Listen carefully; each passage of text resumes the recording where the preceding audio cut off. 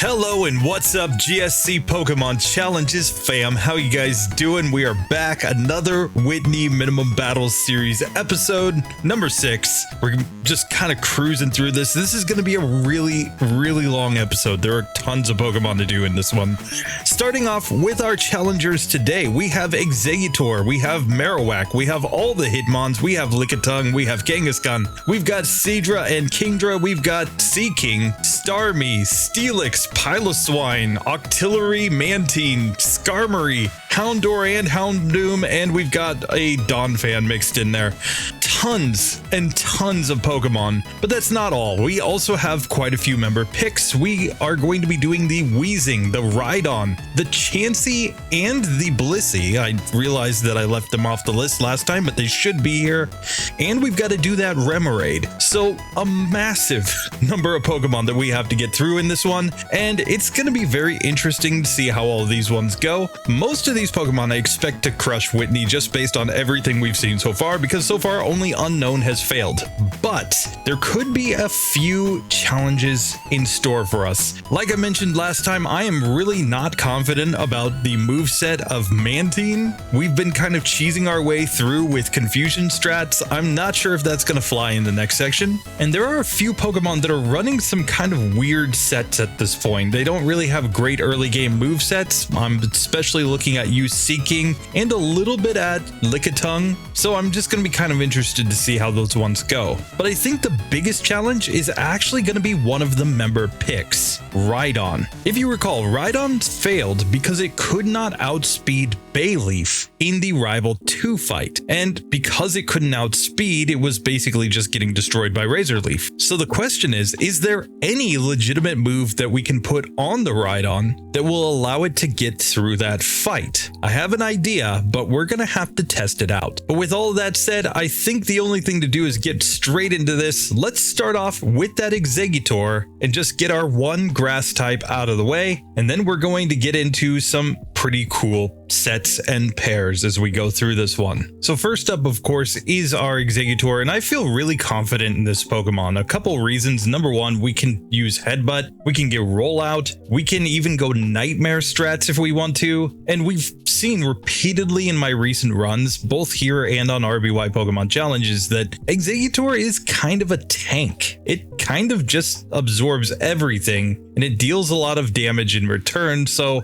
I really don't feel too bad about it. We're coming in already knowing Confusion, we've got Barrage, we've got Hypnosis. We might not even need any TMs to get through this section, but let's test it out just to be sure. So coming into the gym, first we'll just fight Scary Carry, of course. This fight really hasn't been a challenge at all this entire series. I'm kind of debating if Scary Carry's ever going to be scary at all, but still we managed to get through it nice and easy here. We can simply save, and let's check the stats as we come into Whitney. We have a level 16 Exeggutor with 62 HP. We're held back a little bit by the slow level up group, but I don't think it's going to matter. We have Confusion, Hypnosis, and Barrage on our moveset. I'm going to go in with a Berry the first time, just because if we don't need the Gold Berry, I won't use it. And we've got 41 attack, 38 defense, 51 special attack, 32 special defense, and 29 speed. So speed is really the only weakness here. Our defense isn't great, but we should be able to get through just fine. Let's test this out. So first up, against the Clefairy, we just want to avoid any weird metronome moves, so I think it is still obligatory to simply put this Pokemon to sleep and then go into Confusion. This appears to be a 3-hit KO with Confusion. It wakes up and goes Charm, which obviously doesn't really matter. We're just going to use Confusion to damage our opponents in this fight, so we take it down.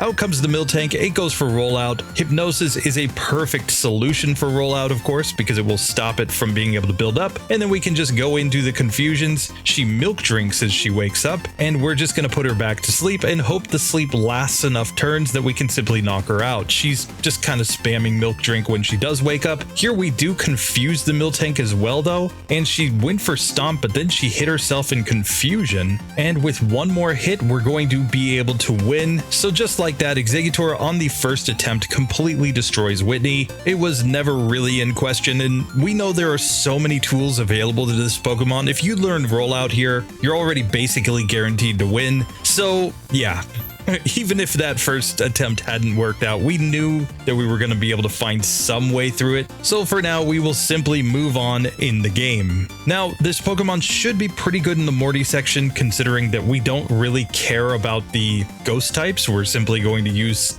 Stab Confusion and pretty easily get through them. The issue is just that we're going to be too slow to outspeed anything, but that's where the Quick Claw that we just picked up comes in. As long as we can outspeed like rival number 3's Haunter and put it to sleep to prevent it from using Curse, we should be perfectly fine in that section. So we'll just squirt the old Sudowoodo here and make our way to the next Pokemon. So with Exeggutor joining the winners column, I think it's now time to look at our ground type Pokemon for today. We have Marowak, of course. We've also got Donphan, but there's a Piloswine that's at least half ground type over there as well. And what the heck, Steelix is technically a ground type, so let's just get these 4 Pokemon out of the way and see how they match up. Of course, Steelix I expect to be the absolute best here, but maybe Donphan, it's got pretty good stats. It should be pretty fine here as well. We're just not going to be super fast in this section. Let's lead it all off with the Marowak, and let's just see if Cubone's mother, who's actually male in this iteration, will be able to beat up Whitney. So Marowak comes into this section already knowing Headbutt, but it also learned the move Mud Slap in the last section in order to get through Rival 2's Bayleaf. Basically, it had to spam that move in order to be able to actually survive. In this section though, we get a few options. We can actually get some elemental punches as well as dig in order to deal with the Miltank, and I think those moves are gonna be enough. But let's try with our moveset as it is first. Of course, we already know Bone Club, which is stronger than dig anyway in this generation, so we can simply use that move in order to completely destroy some opponents. And by level up, we just learned Leer, but we already know Tail Whip, so I'm gonna skip this move. It's one of the most nonsensical movesets in all of this generation. Why do some Pokemon learn Leer and Tail Whip via level up? It happened a lot in Gen 1 with Pokemon like, for example, Rhyhorn and Rhydon, and I've always had a theory that maybe Leer and Tail Whip were originally supposed to have different effects in the game. But I don't know, tell me what you think, because it really just makes no sense with the way the games finally came out, at least. Game design choices aside, we easily make our way through Scary Carry there, so we can now come straight to Whitney, where Marowak is coming in at level 17 with 54 HP,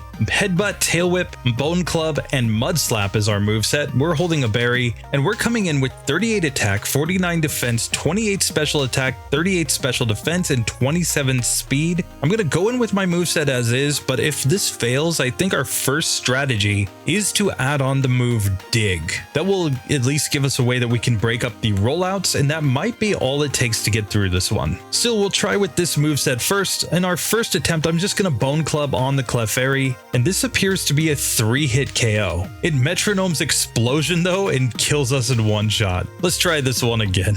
So since it's not quite a 2-hitter, I'm actually gonna go for a single Mud Slap here and then Bone Club it down from there. Out next, we have the Miltank, and the only strategy when it starts rolling out is to go for the Mud Slaps here. It's gonna stomp after that, but we should be able to survive long enough to get through this one, I think. Once we've taken its health down a little bit, let's see what Bone Club does. And if we get one more hit, just like that, we beat her on the first attempt. It's not perfectly consistent. She obviously could have taken us down with one more hit, but the accuracy drops were good enough in this. And of course, we could have gone for other strategies. We could have gone for Dig and mixed in some Tail Whips and tried to get ranges. We could have gone for the Gold Berry there in order to heal up more damage in battle. Just ultimately wasn't really needed. We were able to get through that section just fine. And really, in the worst case scenario, we could have gone for the Quick Claw, or we could have gone for something like Thunder Punch to try to get a paralysis and then headbutt her in order to get some flinches. There are plenty of ways that I can think of to get through that fight with Marowak, so really it's just a matter of luck and resets to get through that one. It's not really going to be terribly hard though. But with Marowak done, let's check out another ground type. Let's go get our Donphan and see how it does. Donphan, just like Marowak, had to use the move Mud Slap in order to get through rival number 2. The big difference was that this Pokemon was much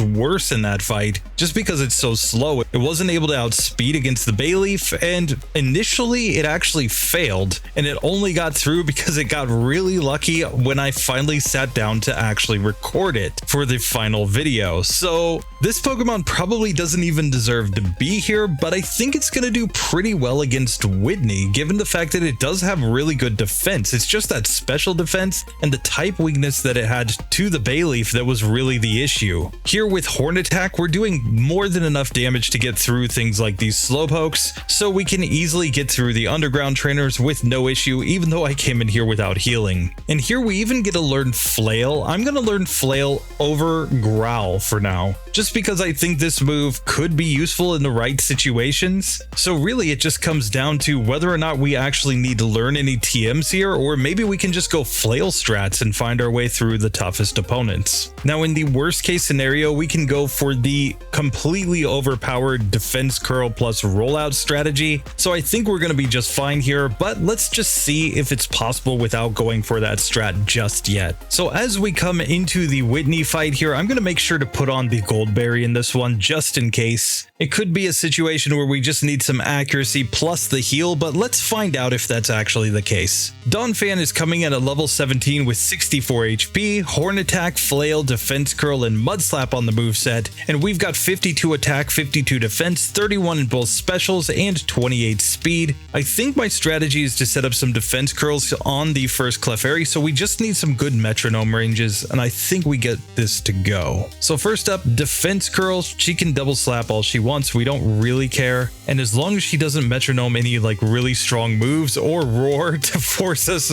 to bring another Pokemon out, we should be able to get through. Of course, roar or whirlwind are kind of bad to get here. Next attempt, we get much better ranges against the Clefairy, and we can start going Horn Attack. It's going to be a 3-hit KO here. Even when it metronomed Tri Attack, it didn't do anything meaningful to us, so that was perfectly fine. Now on the Miltank, we've got so much defense. I think the best strategy is just to Mud Slap this Pokemon, just to get its accuracy down as low as possible. Mud Slap is also a same type move, so it's pretty strong here. And then we can just go into Horn Attack. She's going to Milk Drink a bunch, but I think we're going to be able to get the range to get her to go down. She has made us use up all of our PP in the move Horn Attack though, and now she's attracted us. So we're going to have to try to use up the rest of our PP here. She has run out of PP and Stomp, so she can only go Rollout now and Attract, which is why she finally used that move on us. She doesn't have any Milk Drinks left, so we just need to simply manage to actually hit her and damage her. And we still have Flail on the moveset as well, so we can still deal damage here. So it's just a question of whether or not the attraction stops us from hitting her enough turns. But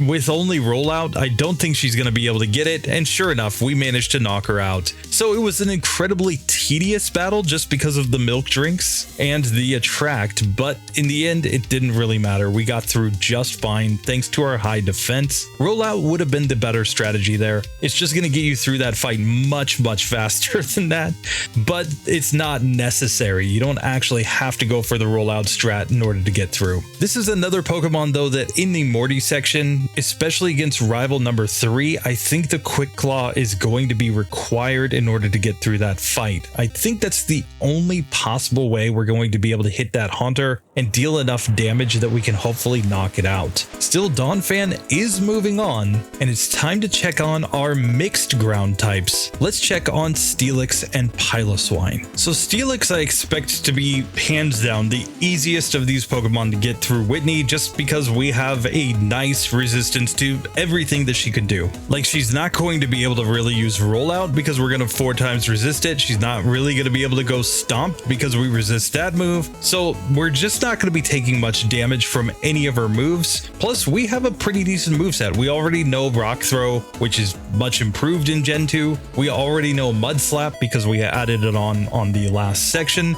So I think we're going to have enough damage output in order to get through this. That is, of course, if I actually heal going into battles. Honestly, I think the big disadvantage of Steelix is just the fact that we can't use one of its best moves in this generation. Like, of course, you'd love for this Pokemon to be able to go boom, like an exploding Steelix would be pretty cool, but of course in a solo challenge that is not permitted. Of course, we'd have to trade in Onix forward from a Gen 1 cartridge, but still, it would be pretty fun to try just to see how strong that move actually is. So here we're going to come into the gym. We're just going to spam Rock Throw here against the Snubbull. It paralyzes us with a Lick, but it really just can't do anything, so that's not really anything to worry about. So this is another Pokemon I don't even think really needs the Gold Berry against Whitney, so I'm going to go in with just a normal Berry on. We are at level 17 with 59 HP. We know Tackle, Screech, Mud Slap, and Rock Throw. And we've got 40 attack, 79 defense, 30 special attack, 33 special defense, and 22 speed. But I think here all we have to do is set up some Screeches, go for the Rock Throws, and I think we just win. But let's see if that's actually the case. First up, we've got this Clefairy. I'm just going to Screech it once, and then let's just start throwing rocks at it, and this is going to be a 2-hit KO after the Screech, and we easily get through.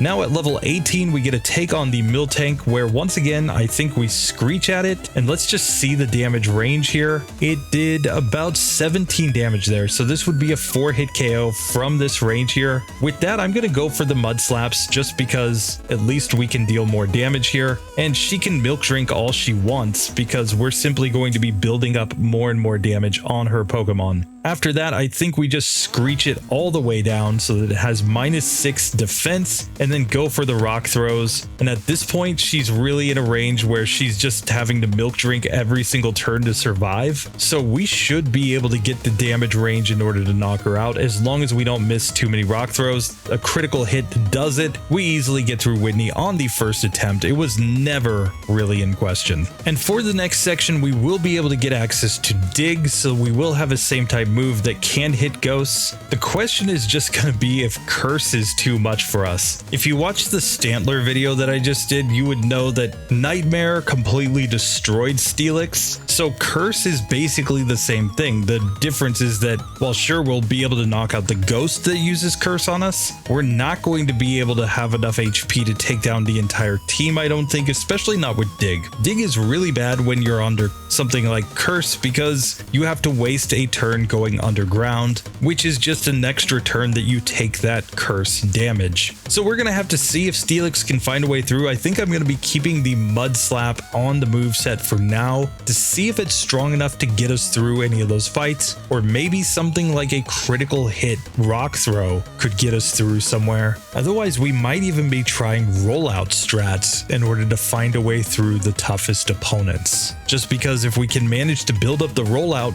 enough that we just one-shot everything, then we don't have to take Curse damage on the turns that we knock opponents out. But with that done, now let's check on Piloswine and see how it matches up. Now, Piloswine in this section has already learned Mud Slap, and like Donphan, it's one of these ground types that doesn't actually learn the move Dig. So the only option for a new TM to level up our learn set at this point is Headbutt, and we're not going to be fast enough to get flinches here. So I think we're pretty much stuck with the moveset that we have. We have a lot of coverage. We've got Mud Slap, we've got Horn Attack, we've got Powder Snow, so we've got something for everything. But if we run out of good options, the only play that we have after that is to go for either Return or Blizzard, which are both unreasonable. I'm still going to try to get through with this set as it is. Horn Attack is already pretty much as strong as Headbutt. I mean, it's only a minor power increase to go to Headbutt here. So I think we're just going to stick with this and see if the Horn Attack is enough to take our opponents down. We do have pretty decent defense at least, as well as good attack, so it should be enough to get through, but I'm just going to be interested to see how much luck it takes. The Gold Berry's probably required in this one, but we'll just have to see. So coming in with our Piloswine at level 16, we have 64 HP, Horn Attack, Powder Snow, Endure, and Mud Slap. We've got that Gold Berry on now. We're coming in with 43 attack, 36 defense, 30 in both specials, and 27 speed. I think we just outspeed the Clefairy. Let's see if this is enough. So against the Clefairy, I'm just going to go for the Horn Attack. This is going to be a 3-hit KO. It went for low kick on us, which was actually pretty good. Now it transformed into a ghost type, so I guess Powder Snow is the play. We knock it out in 2 more hits, but because it used conversion 2, we actually got a worse range there. Now against the Miltank though, it's going for Rollout. I'm just going to start Mud Slapping like crazy. We'll heal up with the Gold Berry right here. We're just hoping to get some good accuracy luck for the rest of this fight. Once its accuracy is down nice and low, we will go for the Horn Attacks, just hoping to knock it out, and it misses a stomp, so we get through on the first attempt. So Whitney probably misplayed there. She probably should have gone Milk Drink, Attract, done all the cheesy things that she can do, but she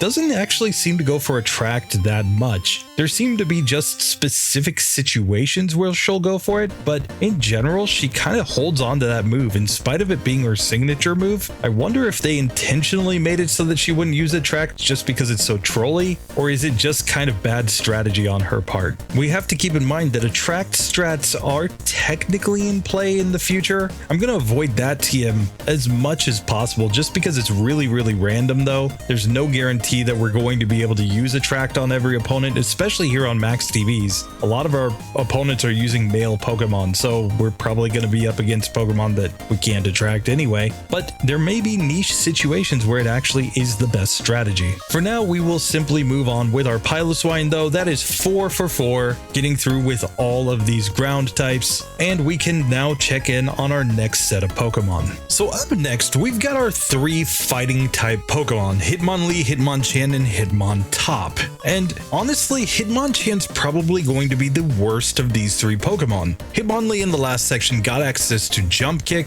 Hitmontop already knows Double Kick, whereas Hitmonchan doesn't know any fighting type moves, so it doesn't have any type advantages here. So I would expect if any of these struggle at all, it's gonna be that Hitmonchan. That being said, Hitmonchan does have agility, so it might be able to make something happen here. So the biggest thing I do think Hitmonchan has going for it is the fact that it can learn Headbutt and use agility to outspeed opponents. Because we're faster, of course, we could get flinches with that move, and that might be all that we need to actually get through this section. And while I'm sure there's somebody yelling at the screen that you could just teach this Pokemon elemental punches, remember that Hitmonchan has really bad special, and this is before those moves were classified as physical moves. So Hitmonchan really isn't going to be that good with those elemental punches. I think it's going to be much better off relying on physical attacks as it goes through the game. So as we come into the gym with this Pokemon, we really just don't have that many good options of moves to add on here. So I'm simply going to just stick with Swift for now, and then if Swift doesn't work, that's when we will consider adding on the Headbutt. We of course also have access to the move Mud Slap here, so we can use that in order to be able to get through sections as well by simply outspeeding with an agility and then going for those Mud Slaps. Let's see if that possibly is enough here. Otherwise, I think the Headbutt strat is going to be the way to go. Anyway, we are coming in with a level 17 Hitmonchan with 50 HP, Swift, Agility, Mud Slap, and Pursuit at the moment. I'm keeping Pursuit for right now because it might be better in the next section. I'm really not sure. Because we're coming in with 47 attack, 38 defense, only 23 special attack, 48 special defense, and 37 speed. Our special attack is less than half of our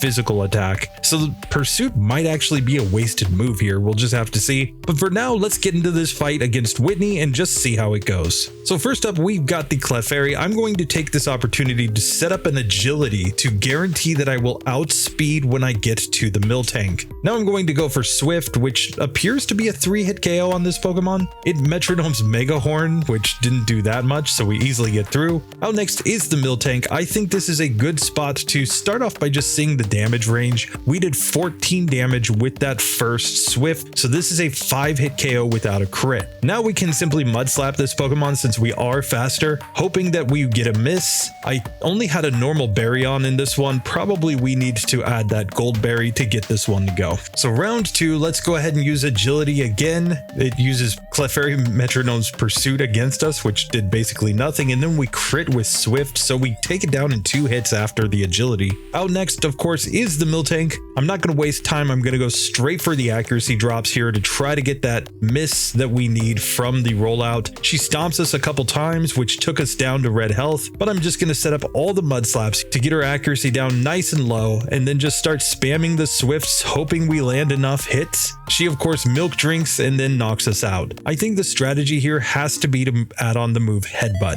Now I'm going to replace Swift with Headbutt here because we don't have that many opponents that are going to use accuracy strats against us. I still don't know if Pursuit's going to be useful or not, so I'm just going to keep it there just in case. And with that, let's get back into this, where the strategy changes just a little bit. We now still set up agility on the first Pokemon. We got a wing attack. That was actually really bad. But now Headbutt is doing a little bit more damage to the Clefairy. We take it down in 2 turns yet again. And now, rather than setting up a bunch of accuracy drops, I think we just Headbutt here against the Miltank, hoping to get flinches just like this. Then when it goes rollout, we kind of like like it. As long as we have enough HP left, we can simply knock it out. A couple flinches is really all it takes to get that one to go once you have the speed advantage. So Whitney does go down thanks to Headbutt there, and Hitmonchan is moving on, but I'm really worried about this Pokemon in the next section. This might be a Pokemon whose best shot of getting through the rival is to simply reset for freeze luck on the first Haunter, but even then I think we'll be slower, so there won't be much that we can do to prevent him from using Curse on us first. And in that case, really, we're gonna be having to just hope that we can get a Quick Claw plus a freeze, and that might be so incredibly luck based that we actually have to eliminate this Pokemon in the next section. I'm honestly not sure. Of course, we'll test out Mud Slap strats and elemental punches to see how they go, but there aren't a lot of good options in that next section. So for now, we'll just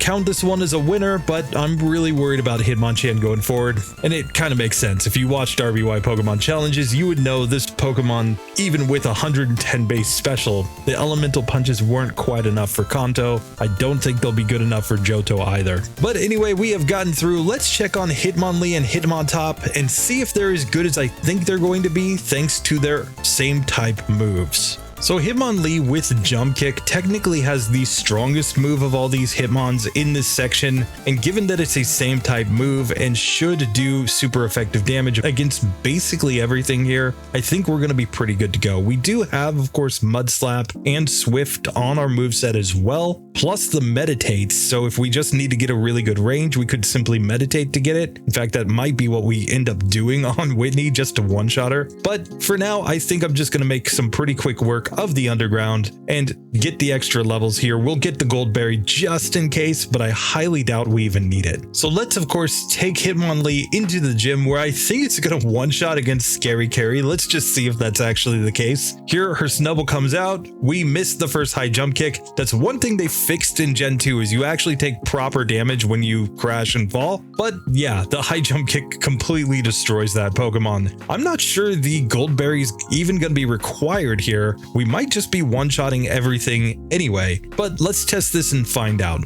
We're coming in with a level 17 Hitmonlee with 50 HP, Jump Kick, Meditate, Swift, and Mud Slap on the moveset. We've got 52 attack, 29 defense, 23 special attack, 48 special defense, and 41 speed. I think we're going to be doing pretty good here. We're not going to outspeed the Miltank, but it might not matter. Let's just see. So first things first, I'm actually going to set up a couple Meditates at the beginning just to see, because I just want to know if I can one-shot the Miltank here. Clefairy mimics Meditate, but we simply one-shot it with a Jump Kick. We get to level 18, Miltank stomps, and Jump Kick one-shots it, so it was never in question. We didn't need any healing items. Hitmonlee is far too overpowered for this gym. Whitney never stood a chance. Now, however, we have to go into the next section where we're in even worse shape than Hitmonchan, honestly, because what are we going to do against ghosts? Foresight is not on our moveset until we get to a much higher level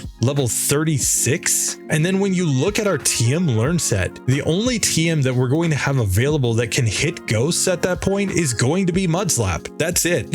So we are going to be probably banking on sweeping the entire rivals team after we get through the Haunter. So we might be setting up some Meditates and then just hoping to one-shot sweep everything from there. That might be the only way to get it to go, because I doubt that Mud Slap is going to be a one-hit KO from this Pokemon since it's not same type and it's such a weak move. And then Morty himself could be absolutely terrible. We're really gonna have to see how this goes. Those are all problems for next time though. Hitmonlee is through. Now let's check on Hitmontop. Now, unlike Hitmonchan, Hitmontop actually gave up on pursuit already in this one. We decided to go Mud Slap and Swift instead in the last section. Number one, to deal more damage, and number two, to go accuracy strats to get through the rival. And that makes me think that this is probably the correct play just to get rid of pursuit. But yet again, this Pokemon's not going to get a lot of good moves in the next section. We do learn Dig, however, and that could be a massive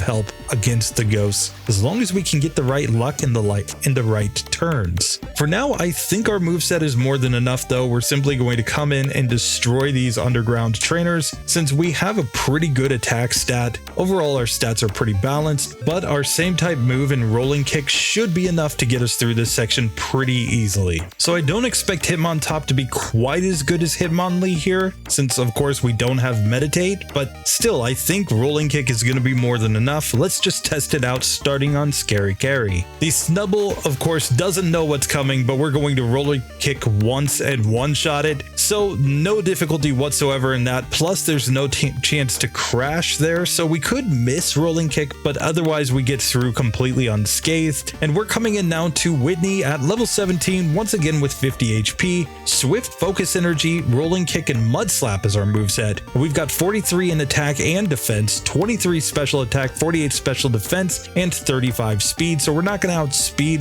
against the Miltank. We're slower than the Hitmonlee, but this still might be enough to get at least a 2-hit KO range on that cow. Let's just see. So first up against Clefairy, I'm going to make sure that Rolling Kick is in the top slot, and we simply one-shot it with a Rolling Kick. Very nice. Out comes the Miltank. It stomps us. We did about half with a Rolling Kick, and we just kick it down on the next turn. Didn't even have to use the berry that we had on because it was just an easy 2-hit KO. So now we can progress again with Hitmontop. We'll see if a dig is enough. We'll see if it has to go some sort of quick claw strat in order to get things to go in the next section. I would expect that in the next section though, this might be the best performer of the Hitmons. Hitmonchan's probably second just because it can cheese for some status, and then Hitmonlee is the one that I'm really worried about. It might just not have enough to work with to get through that section of the game. But with the fighting types getting through, we are up to 90 Pokemon getting through this section legitimately. Whitney is just getting steamrolled in this minimum battles challenge. Basically, if you're on max DVs and you get to Whitney, you have nothing to worry about in almost every case. There are only a few exceptions where you have to go for kind of broken strategies, unreasonable TMs, and otherwise, I mean, unless you're unknown.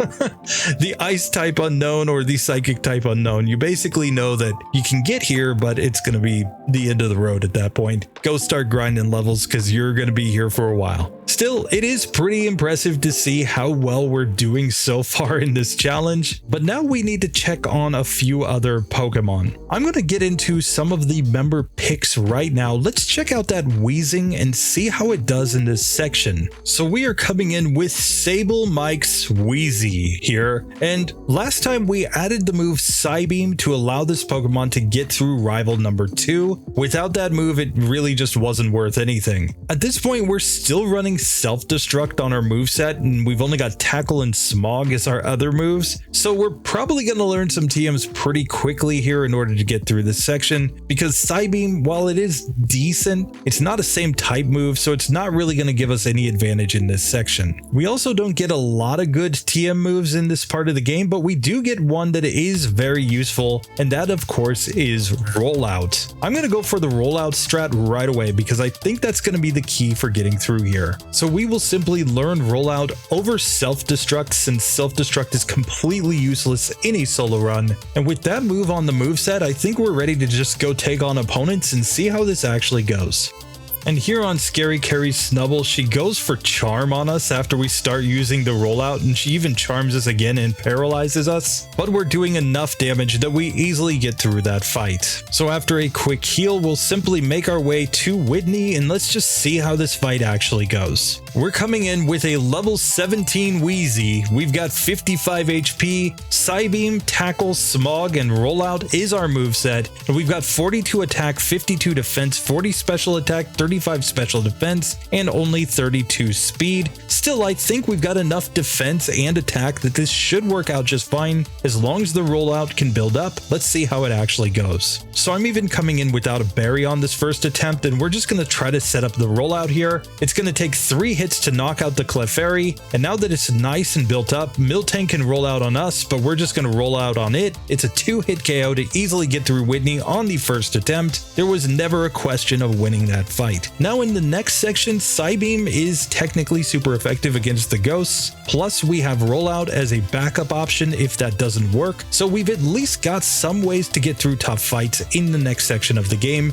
The big issue I think is just the fact that we don't have anything really good against a Magnemite. Really fail, we could always come back and get access to Fire Blast as an option, and honestly that might be the minimum battle strategy for this Pokemon when it gets to, say, Jasmine, but for now we're going to avoid that TM at all costs, and I don't think we're going to need it in the next section, but who knows, it might just be completely inconsistent and we might end up losing because we simply don't deal enough damage. Anyway, for now we will make our way to the next section of the game, and it is time to move on now to our next member pick. I want to see how we do here with our Rhydon. So picking up where we left off last time with Rhydon, it was struggling against Rival 2 and against Bugsy. We just barely managed to beat Bugsy last time, and then we got completely destroyed by the rival. Now, new channel member Chad Powers has asked us to go Rock Sliding with this one. We are giving it Rock Slide on its moveset over Fury Attack. Rock Slide is of course an egg move, though you could also have obtained it by technically trading this Pokemon back to a Pokemon Red and Blue cartridge, giving it Rock Slide via TM and then bringing it back. I'm sure you could do that with something like Pokemon Stadium 2, for example. You might have to go a little roundabout to trade to another cartridge that is through to Ekritique so it can use the time capsule, but still there would be a way to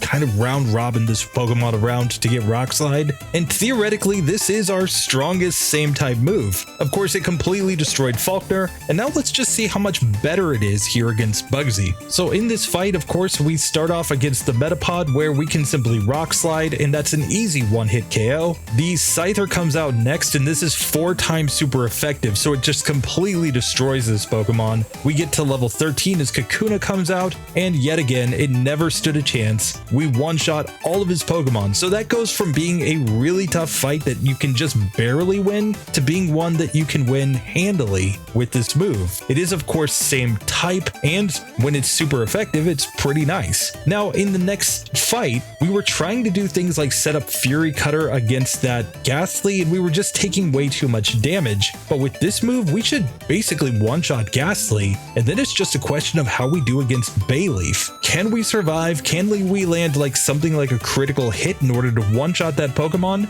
We're gonna have to see how it actually works out. We're coming in at level 14 with 58 HP, Rock Slide, Tail Whip, Stomp, and Horn Attack. We've got 46 attack, 43 defense, 22 in both specials, and only 21 speed. The speed is the real issue here. Let's just see how this goes though. First attempt against our rival. So of course we're going to be slower than the Ghastly, so no matter what we do, it can try to put us to sleep or lick us. We missed the first Rock Slide, but after we hit the second one, it is a one-hit KO. Bayleaf comes out next, it goes Razor Leaf, and even without a critical hit, it simply one-shots us from basically full health. Now Razor Leaf does have a 5% chance to miss, so if we can manage to get that level of luck, we'll at least get to see what the ranges look like here, but this is going to take quite a while. And here when we do get the miss, we can see that we did 23 damage to the Bayleaf, so less than half to this Pokemon. Then it simply knocks us out on the next turn. There was simply nothing that we could do. So even with a critical hit, we're not going to one-shot there with the Rock Slide on that Pokemon. Is there another move that we could have though that might change this? Honestly, I think the answer might be yes, because if we're already trading Pokemon around between cartridges in order to get other moves, then couldn't we technically have taught this Pokemon Rollout? Rollout is of course a same type move, so it's going to be double power already, plus we're going to be able to build this move up so that if we knock out the Ghastly, we're going to be able to build this move up so it might actually be stronger than our Rock Slide by the time that we actually get to that Bayleaf. So let's just see what the ranges look like if we try this strategy instead. So here we roll out on the Ghastly. It's going to take 2 hits to knock that Pokemon out, so we've already doubled the power once, and now we just have to survive against the Bayleaf. It's obviously going to require that 5% chance to get a miss, but still, it's something. And while we're trading our Pokemon between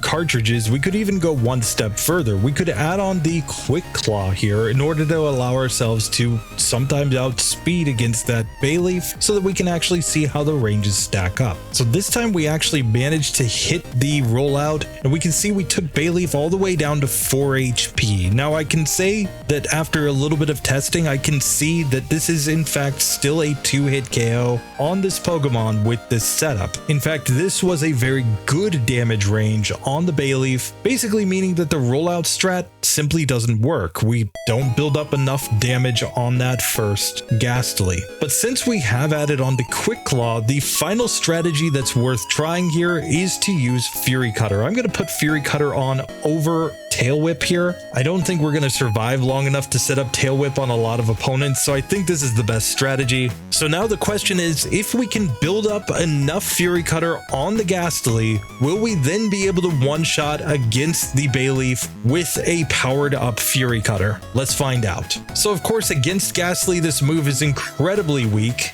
but that's not really the point. It's going to increase power every single turn that it hits. Of course we can also be put to sleep here, which is an issue, and it can miss some percentage of the time, and we get paralyzed. So this is going to be hard to actually build this move up, and then it can use Spite on the move, causing us to have less PP. So there are actually lots of issues with this strategy. So finally, after a ton of attempts, 89 to be exact, we finally get a run where we were able to build up Fury Cutter and get the Quick Claw to activate and not be fully paralyzed and one-shot the Bayleaf with Fury Cutter. So it's really a Quick Claw and Fury Cutter strat, but even then, yes, I was testing some other strats with Rock Slide and Rollout to see if I could get something to go, but at the end of the day, the Fury Cutter strat is probably your best bet outside of maybe going for something like Ice Beam or Blizzard and just fishing for a freeze with the Quick Claw. That's probably the only way you're getting through this Rival 2 fight. Once we get to the final Zubat, we don't even need to mess around. We can just Rock Slide and one-shot that Pokemon. Now with that being done, however, I actually think we're going to be really good going forward with our Rhydon. Keep in mind, against the Whitney section, we're going to be resistant to all of her moves, and we've got really good moves in the bag all ready to use against all of our opponents here. But once we get to Morty, Rock Slide might be enough to just one-shot all the ghost Pokemon, especially given the fact that we have such a massive attack stat. So I'm going to keep testing this Pokemon out in honor of Chad Powers. Let's go and take on the Whitney section and see just how much easier the game gets after that for this Pokemon. And it's just kind of worth noting that things like the rollout strategy are actually going to work a lot better once we get to rival number 3, because we're going to have a better setup against his Bayleaf. Like, even if he wants to send the Bayleaf out second, we can start setting up that rollout on the first Haunter, and I'll bet that we're going to get better ranges just because we have a higher level. For now though, there's no reason to get rid of either Fury Cutter or Rollout on our moveset. Let's just use these moves to crush this section. Now in the normal type gym, I'm simply going to move Rollout into the top slot and just start setting this move up. Even with Charm, I don't think it really matters. I think we're easily going to win here. As long as the Rollout stops missing every single time, we should be able to get through here. Being slow and getting flinched by Bite was kind of an issue there though. Still, I don't think we even need a berry here for the Whitney fight. Let's just check the stats coming in with Chad Powers' Rock Slide, where we have a level 16 Rhydon now with 65 HP. Rollout, Fury Cutter, Stomp, and Rock Slide. We're carrying the Quick Claw just to give that chance to hit first. And we're coming in with 52 attack, 49 defense, 25 in both specials, 24 speed. I'm not sure if we even outspeed the Clefairy, but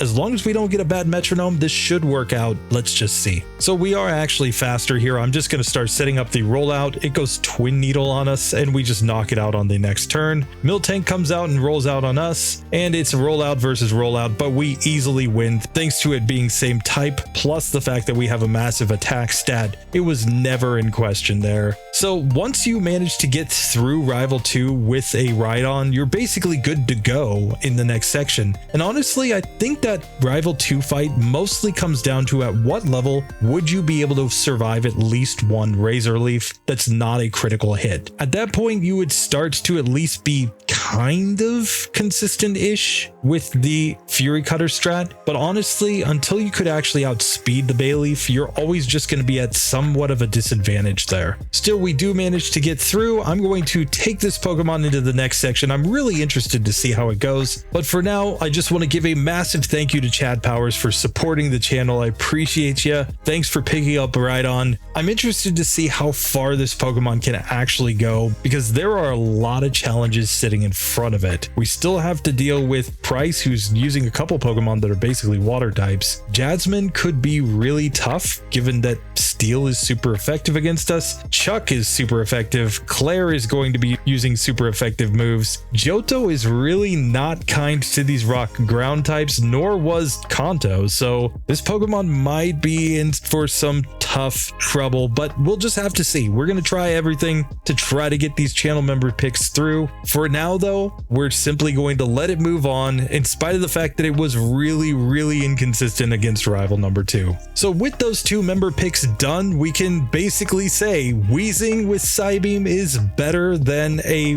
Rhydon with Rock Slide, Fury Cutter, and Rollout, which is something that I never thought I would say back in Gen 1, but in Gen 2 it turns out to be the case, at least up to this point. Still, both of those member picks are moving on, and now we have a bunch of normal types to look at. We have, of course, both Lickitung and Kangaskhan that are legitimately in the running, but we've also got 2 member picks in Chansey and Blissey. So let's start off with Lickitung, who has been kind of using some luck-based strats to get this far. Let's see how this Pokemon actually goes in this section. It's gonna finally start getting some moves, I think, but will it be enough? Let's find out. So Lickitung to this point has been running Lick, Mud Slap, Defense Curl, and Supersonic. Now we can upgrade our moveset a lot now that we get to Goldenrod. Of course, we can start off by getting the Headbutt TM here. We can also learn Elemental Punches, we can learn Rollout, and we could even go for overpowered TMs like Blizzard, Thunder, Fire Blast, and Return here if we absolutely need them. But I think the actual play here, the move that we actually want to add on to our moveset, is the move Rollout. It makes a lot of sense for a couple reasons. Number one, we already know Defense Curls, so that's already going to give us the advantage of doubling the power of Rollout, but also because our other damaging moves just are really incredibly weak. Only 20 base power each, so Rollout is going to be an immediate upgrade. So I'm simply going to forget Supersonic to learn Rollout, and I'm going to go for the Rollout plus Defense Curl strat here, and let's just see how it actually works out. So here in Whitney's gym, I think the only strategy is just to set up the Defense Curl. Doesn't really matter if we get charmed or not, we're just going to start rolling out here, and we are going to easily knock out the Snubble without taking any damage from Scary Carry. So now it's time to just move on to Whitney, where we can check the stats coming in. We're at level 17 with Lickitung with 64 HP. We know Mud Slap, Lick, Rollout, and Defense Curl. I'm holding a berry for now. I actually don't think I need the gold berry here. We're coming in with 30 attack, 37 defense, 31 special attack, 36 special defense, and 22 speed.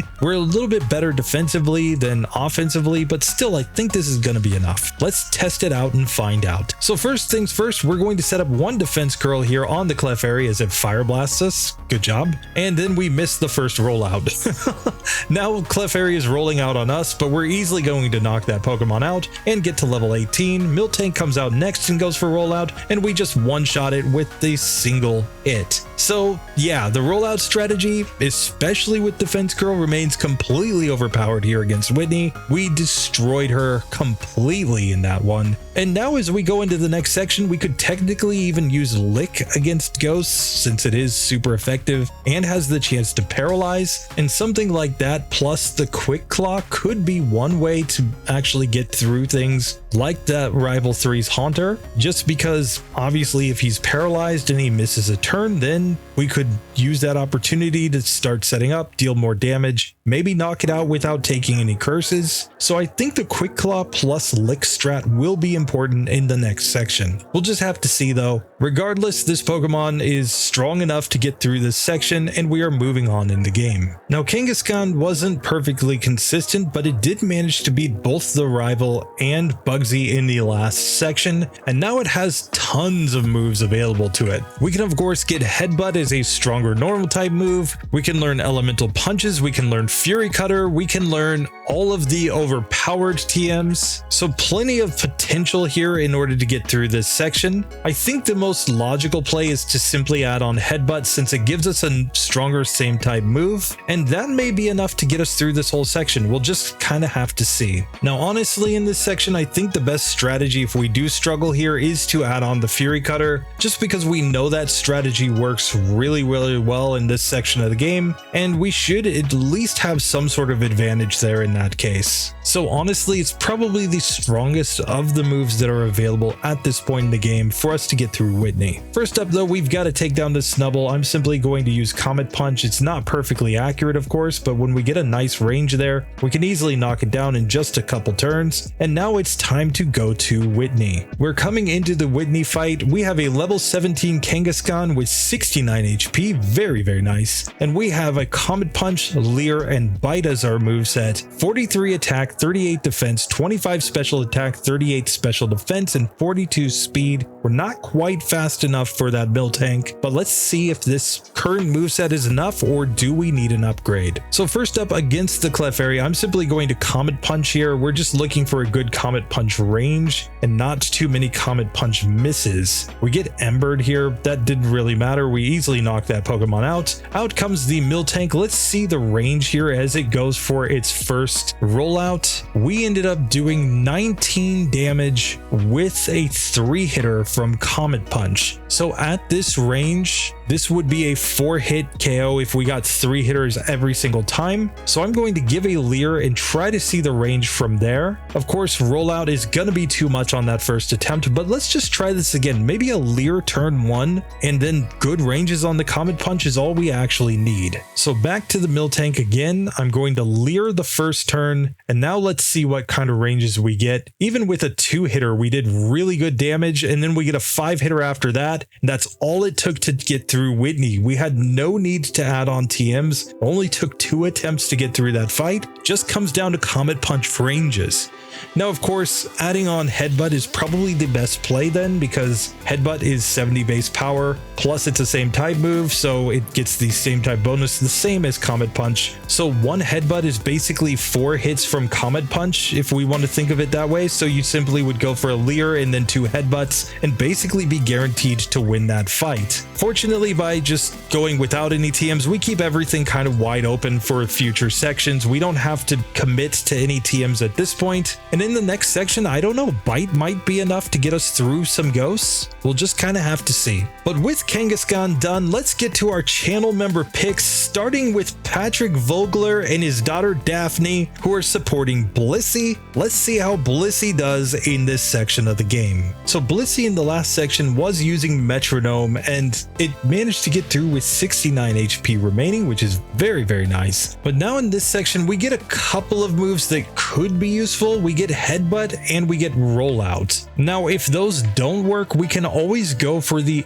overpowered unreasonable TMs from the game corner, which are actually the strongest moves that we could get with this Pokemon, given that we have much better special than attack. But still, they're not going to be great. We're going to avoid those as much as possible. So I think our best play is to keep the Metronome on and try to use that move as our main strategy for damaging opponents. Now, we do get to learn Minimize via level up here, and I'm going to learn that move over Growl. Minimize strats could be really broken in the right situations, just because obviously if opponents can't hit us, we have an advantage. We'll get more turns in order to try to get the Metronome luck that we want in order to get through some tough fights. Still, it's not a great strategy. We're just going to be hoping for a lot of luck. Now, we can pretty easily get through the underground, given the fact that we're up against some under-leveled Pokemon, and like Magnemite's using Thundershock on us isn't very scary because we have such high special defense. But still, it doesn't give me a lot of confidence here because we were struggling to get through those Pokemon at times. This is also a situation where the Goldberry, while it's nice, isn't quite as useful because we have such massive HP that 30 HP being healed here isn't really going to be that helpful. We're going to be better off just using soft boiled to heal up in battle. That's my prediction at least. So I think we're going for minimize strats into some metronome and then soft boiled and pound whenever we need it in order to try to get through this section. Let's see if it's enough. First up, of course, we've got Scary Carry and her Snubble, where I think the best strategy is just to pound against this Pokemon. Like, sure, it can go for charm and whatnot, but it's not going to do really any damage whatsoever with its bite and lick. So we should, at least in theory, be able to get through this Pokemon pretty easily just because it can't actually deal that much damage to us. Add to that we are in the fast level up group, so we have that advantage going for us. Daphne is ready to make her way into the Whitney battle. We've got a level 9 Blissey here with 133 HP, pound, minimize, metronome, and soft boiled. We've got 16 in attack and defense, 40 special attack, 63 special defense, and 33 speed. Let's see if we can manage to get through with this moveset. I hope metronome gives us something good.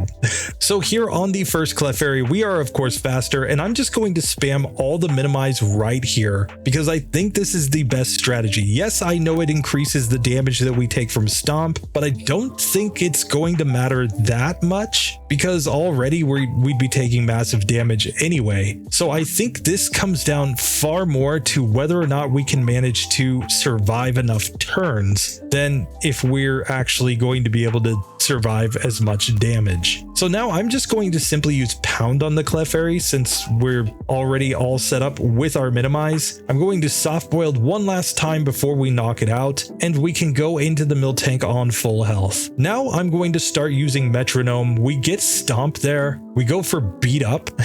Stomp misses the next turn and we go for curse. Then Hyper Fang. We miss rolling kick. We set up a light screen. We use frustration. Whirlpool misses. Horn attack. Scary face. And then we get stomped down. So let's try this one again. So back to Miltank again. Let's see what we get from metronome. This time we get Spore. Well, with it asleep, I'm just going to start pounding here just to get some damage on this Pokemon. It wakes up and stomps us, of course. We fail belly drum here. I'm going to just heal up with soft boiled because we took damage and it stomped us again. So I'm just going to try to get back to full health here while we still have the soft boiled PP. We miss a Nightshade, of course. Now we go for Fury attack, Mud Slap, Sleep Powder. We'll just take this opportunity once again to heal back up. Barrage misses, Spiderweb, Leer, Rill Peck, and now we're out of metronome. So we just have to start pounding on this Pokemon and hope that we can manage to take it down. Unfortunately, we just couldn't get the ranges and we get knocked out. So back to Miltank again. We get Metal Claw, Leech Seed. Leech Seed is actually really good here because that's going to heal damage. We get Foresight and then a critical hit stomps us down. So this strategy is clearly not working very well. I think the next thing to try out here is the Rollout strat. So I'm simply going to learn Rollout over Pound here, and let's see what this does to our ranges here. Obviously our attack stat is complete trash, but it's still possible that Rollout could be the way to get us through since it does build up power turn by turn. So I think the main strategy remains the same, to set up all the minimizes here on the first Clefairy just so that we have as much evasion as possible when we get to the Miltank, because we can see that with the minimize set up, we are taking massive damage when it uses the move Stomp and actually manages to hit us. But after we set all that up, I'm going to go for the Rollout here. Obviously, it's not going to do much damage at first. We're also dealing with a Reflect right now, but we managed to knock out Clefairy. Miltank stomps us, we roll out, and it's going to be enough, I think, as long as we could manage to avoid the hits to actually knock that Pokemon out. Obviously, we have to set it up again on the Miltank, but we might be able to get this one to go. So this time Clefairy goes for minimize as well after using it from stealing our move. Still, we do manage to knock it out. We get back to Miltank. We do really good damage. Now we're setting up a new Rollout here. It goes for Milk Drink and Milk Drinks again, but we deal massive damage here. here. So once we can get the setup off, we are doing a lot of damage to the Miltank, so it's just going to be a matter of getting the right ranges. This time we actually got swagger from the metronome on Clefairy, but it didn't matter. We simply got hit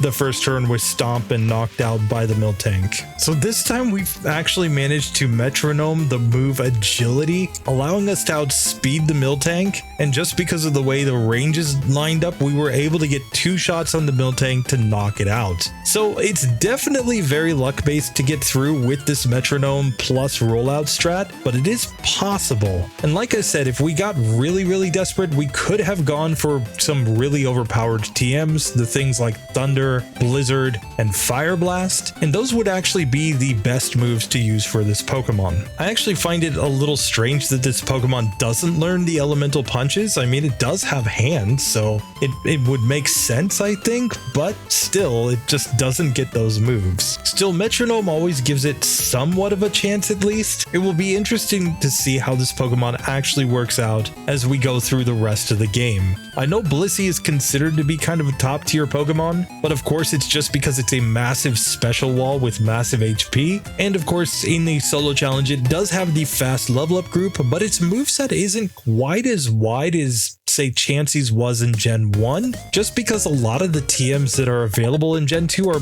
more generic than what was available in Gen 1. Still, Patrick, thank you so much for supporting. Thank you to your daughter, Daphne. I hope you guys have a happy holiday season. I hope that Daphne gets something nice for Christmas if you guys celebrate. And thank you so much for supporting the channel. It really does mean a lot to me. And it's really cool with some of these channel members that are not just them supporting, but even their kids are involved. You know, I've got my little boy and we did the Clefo run for him, so it's just great to have that kind of community around this, so thank you so much. Anyway, let's move on to the next member pick. We're going to be doing more metronome strats now with a Chansey, going all the way back to the Falkner section. Let's see how this works out. So now we've got Lucky the Chansey coming in honor of Mobile Gaming Chronicles, another new channel member. Thank you so much, Mobile. You've been commenting on like every single video and clearly just watching the entire back catalog. I appreciate it so much. If you haven't heard of him before, he is also doing some Pokemon content on YouTube. So search Mobile Gaming Chronicles. You can check him out. I saw some Pokemon runs. I saw some Final Fantasy runs over on the channel. So yeah, it's cool stuff. I personally was a major Final Fantasy fan in the past. In fact, if I ever made a channel of games outside of the Pokemon games, I would probably do Final Fantasy VI as a channel, just to do ridiculous things in that game because I loved that game, you know. I don't know, if you like Final Fantasy, tell me your favorite one down in the comments. I say 6 was the best, 7 was also quite up there, 8 was, for me, not quite as good as those two, 5 was pretty dope, 4 was really awesome as well. They kind of lost me at 9 and 10, just gonna say. But maybe those are fighting words. But anyway, we are coming here with Lucky the Chansey, and we're going to find out if metronome is enough to finally get through Falkner's gym, because we were getting crushed here before. We just didn't have quite as much HP or defense as a Blissey, but here maybe we can get the luck. Let's just see. So I think the only thing to do is to go for the metronome here, and we're even biting. But we couldn't survive enough hits with the bites to get through against Honest Abe. Here instead we go Fury Cutter, which is definitely not what we wanted. Then we went Double Team, but we're simply not getting the right moves. As soon as we get something like Thunderbolt or Ice Beam though, I think we just win. So it's just going to be a matter of getting the luck. There we finally get a Thunder and knock the Spearow out, so we are able to move on in this section. Still, we're basically going to be stuck running out to heal because we don't have that much PP in Metronome, and it's really the only move that we have that's going to be effective for getting through anything here. Still, we do manage to get through Rod eventually, and we can move on in this section where now it's all about Falkner. He was the one who was actually the wall to this Pokemon. It was just impossible to get through within any reasonable amount of luck. Will it be any different now that we have Metronome on the moveset? Keeping in mind, we're still weaker than Blissey here. We're coming in at level 8 with 60 HP, Pound, Growl, and Metronome on the moveset. We have 8 in attack and defense, 13 special attack, 24 special defense, only 15 speed, This isn't going to be great. Probably going to reset here for quite a while, but let's just see. So we managed to get toxic on the first Pidgey, so I'm just going to go for the pounds here and just let it go down from that toxic damage. We level up and learn Tail Whip, and now I'm going to Metronome here. We get Arrow Blast, Rapid Spin, Seismic Toss, just not quite enough to get through the Pidgeotto. So this time we got through the first Pidgey actually really efficiently, and we go Octazooka, then Splash, then Bone Club, then Dragon Breath. It's just not enough to get through that Pidgeotto with such weak moves. Here we did manage to get an accuracy drop on that Pidgeotto thanks to Metronome, and it actually turned out to be enough. We ran out of Metronomes, but we just pounded it down. So just like that, Lucky manages to get through Falkner. That is ridiculous.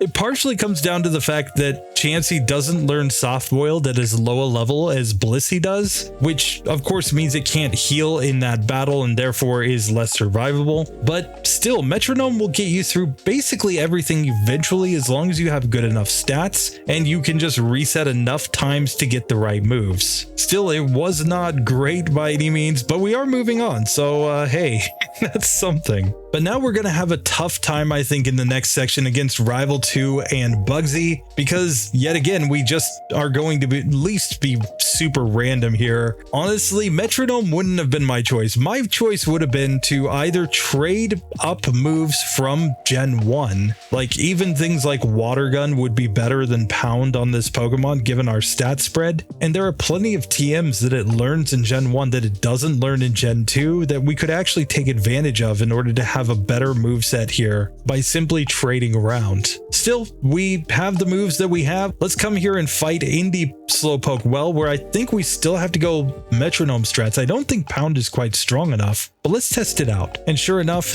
even the first trainer with his Rattatas easily knocks us out here. So we're going to have to get good moves in order to get through this fight. This time we got a Meditate plus a Sand Attack on the first Rattata, so this might actually turn out to be enough. But unfortunately, it's just one hit short of being able to get through that fight. This time we managed to use Conversion 2 to become a rock type, but even still, we're taking way too much damage from our opponents. This time we managed to use Bide and return the damage with 1 HP remaining in order to win. But even that first Rocket Grunt was incredibly hard there with the Metronome strats. Still, we managed to get through, so let's see how the rest of the rockets go. And we just self-destruct and immediately die. Still, when we can get something like Sharpen and Barrier in the same fight, we're actually pretty good here, and we can pretty easily win. And this time we managed to use Belly Drum and managed to get through the third rocket, though it's definitely not consistent there. And we basically have to run out again to heal in order to progress in this section, just because we are taking massive damage every single fight. Still, we do make it to Jamesy Proton, where yet again, we're just hoping for some good Metronome luck. Icy Wind is not really what we were looking for. That's such a trash move. Hidden Power also isn't going to be great here. We Safeguard for some reason, and we're just getting completely destroyed. We honestly just need a move like Psychic here though, and I think we're good to go. This time we put the Coughing to sleep, so I'm actually just going to take this opportunity to use some Tail Whips on it, and then let's just go to Pound and see what we do with this. It's not going to be great, but Smog didn't do that much, and with 2 defense drops, we did enough damage to actually manage to get through there. We get a level up and learn Soft Boiled.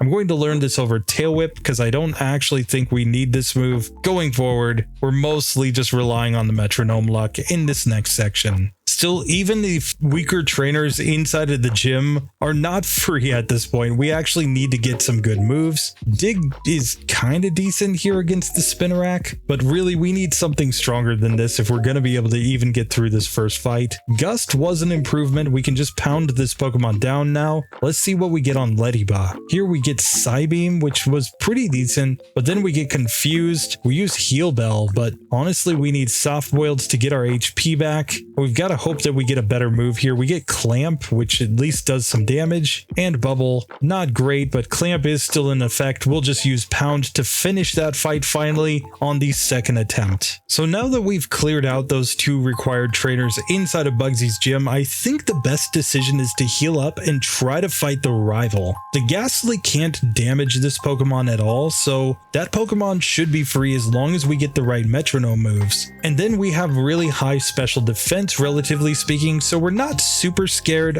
of that Bayleaf's Razor Leafs either. So let's just see how this actually works out. So first up on the Ghastly, we have to just go Metronome here. There's nothing else to do. If we run out of Metronome PP, we obviously just know that we're basically losing this fight. Thunder does good damage there, fortunately, and we can Solar Beam to finish that Pokemon off. Out next comes the Zubat. I'm simply going to Pound here. It's going to want to use the move Leech Life on us, but that's not really going to do that much. And of course, we've got all of the PP in Soft Boiled still on this Pokemon, so I think this is perfectly fine. In fact, we can even Growl here just to make sure that it's not doing very much damage to us when it does use the move Leech Life, and to make sure that we can just keep healing up here. It is trying to keep us confused, but really that's not a big deal, I don't think, as long as we don't hit ourselves in confusion every single turn. Like that was what, like 4 turns in a row that we hit ourselves in confusion? So yeah, Mobile Gaming Chronicles, you're having kind of typical luck in these solo challenges. Here we do manage to knock that Pokemon out though. We are on to Bayleaf. I'm going to just give a quick heal, and now let's go for the Metronome. We get a nice Ice Beam there. Mean Look, Magnitude 7, Earthquake, which obviously does next to nothing, Vital Throw, and we are now out of PP in that move. So we're just gonna have to heal up and then go to Pound Town and hope that this is enough to get through this fight. Now honestly, the rival's best strategy would be to poison us, but he just can't survive. We heal up way too much every single time we use Soft Boiled, so we managed to beat him on the first attempt, tedious as it was. Now we have to beat Bugsy, and this is where we really need some luck with our Metronomes. We've got to get the right moves, otherwise there's just no way we get through this fight. So coming into Bugsy, Lucky the Chansey is at level 15 with 105 HP, Pound, Growl, Metronome, and Soft Boiled, and we've got 12 in attack and defense, 21 special attack, 42 special defense, and 25 speed. We're gonna outspeed those Cocoons, but that is it. Let's see if this is possibly enough. So I'm just gonna lead off with the Metronomes because we might get a good setup move or something that will help us get through these fights. But once we get them on low health, we'll just go to Pound to finish the Pokemon off. Now, being poisoned is basically the worst possible result here. Once we get Spore though, I think we can just simply go into Pound on this Pokemon, hoping to deal some damage, and we're just gonna have to heal up with Soft Boiled when we get on low health. Still, we get to Scyther here. We only have one Metronome left. We use Heal Bell, and now I guess we're gonna Growl and go for some Pounds and kind of hope for a Fury Cutter miss, and we simply don't get it. So honestly, the best play might be just to Pound here on the first Metapod. Since it can't poison us, it's just using Tackle, which isn't gonna do that much here. And now we can save our Metronomes for here on the Kakuna, where hopefully we can get a better range. Instead, we're getting like all the non-damaging moves, and we even heal with Present there, so definitely not what we were looking for. Still, I will heal up here and just see if we can get a better move somewhere. We did manage to lower its defense with Screech, so we do have that going for us. I'm gonna heal up here and then try to knock this Pokemon out. So now on the Scyther, we still have a few Metronomes left, so let's just see what we get. Here we get an Octazooka and a Sludge Bomb, which poisons the Scyther, but it knocks us out with Quick Attack, and that was all there was to it.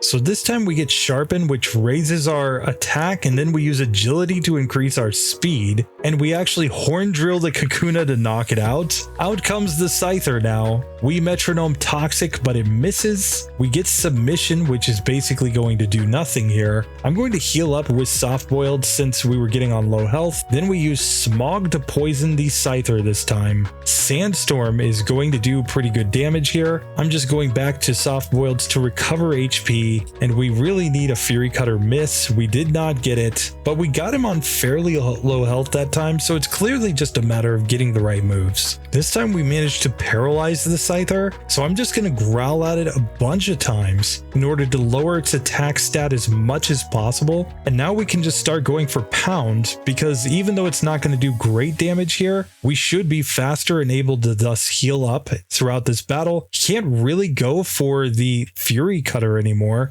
critical hits are the only thing that we're really worried about here. Now, he has used a bunch of leers in order to lower our defense, but it didn't matter. We actually managed to get through Bugsy. 6 attempts there with Lucky, but we do manage to get it to go. I'm not going to learn the move Double Slap. We don't really need that move, I don't think. From here, our strategy is going to be the same as what we just saw with our Blissey. Let's go for some rollouts and just see if we can manage to get the lock.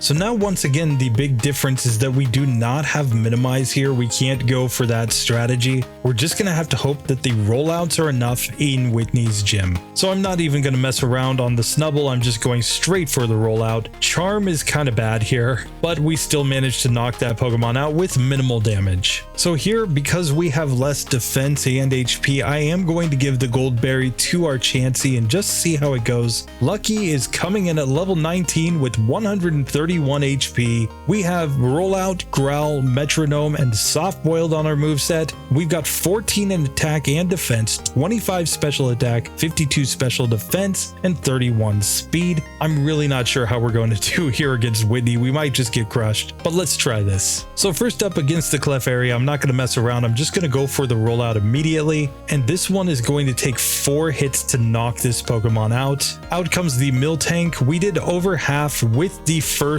of our rollouts there, and it misses a rollout. Then we use Drill Peck from the Metronome. I just wanted to see what move we would get, but 2 stomps were enough to knock us out from that point in the fight. So we might be better off trying to Metronome something good against the Clefairy just to see if we can get any sort of stat increase or something. And let's just make sure that we're nice and healed up by the time that we get to that Miltank. Here we've used up all the Metronomes with really nothing to show for it, so we're just going to go into Rollout now and see how much damage we can do to the Clefairy and if we can manage to knock it out reasonably quickly. Unfortunately, we're just missing lots of Rollout hits here, so we even lose to the first Pokemon. This time we went for Petal Dance on the Miltank, which is clearly not enough. It's just not going to do enough damage, and even Cross Chop didn't do really anything from a Chansey, so we're going to have to reset here and try to get better ranges. So somehow we both managed to get agility from Metronome in this one. Still, I'm just going to heal up here, and we're already going to be faster than the Miltank, so I'm just going to start going for the rollouts now on the Clefairy and see if getting the faster hit is good enough to get us through this fight. We miss a rollout there, and that's pretty much all she wrote. This time we managed to get 3 hits from rollout on the Miltank though, and it is enough to knock that Pokemon out and get Lucky to level 20. So Lucky is moving on. I have no idea how it's going to do in the next section. We're probably, if I had to guess, going to have to go for something like Blizzard in order to try to get through the next part of the game, because there's just no way that these Metronome strats are going to work that far. Still, it has gotten here on minimum battles. It hasn't been great. We've had 40 resets here as I've been testing out all these different trainers, but it's averaging about 10 resets per boss battle. So I guess that's not terrible.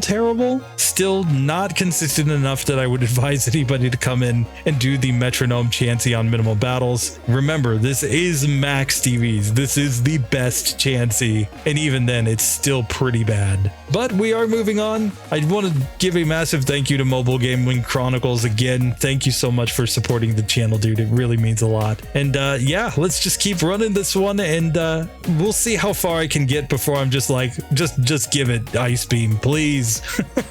So we are now up to 92 Pokemon getting through. We have gotten 4 channel member picks through on this episode as well. If you want to support the channel by supporting a Pokemon that failed in a previous section, here you can see some of the Falkner fails that are still out there, which includes some pretty interesting Pokemon like Shuckle and Corsola. And then against Bugsy and Rival 2, we had quite a few Pokemon go down as well. Quagsire is sitting out there. Wobbuffet is sitting out there. There are some interesting things to do with those Pokemon. Kabutops, I think, could have gotten through with the right situation, but it's probably like Rhydon and needs a Quick Claw to actually get it to go. Tentacruel, honestly, is a really strong Pokemon that failed in that section, but there are all of these other ones that we could also choose from. So if you want to support the channel, go ahead and think about supporting the channel membership. Look up some egg moves, look up some event moves, some trade back moves, some breeding moves that you could get. Remember, remember, you can get your level up moves via breeding as long as both parents know them. So that is another way that Pokemon could possibly get through. For now though, let's get back to today's challenge where we have a ton of water types to get through in this one. And I'm just going to do them all in succession. Let's go from Kingdra because it is the dual dragon type,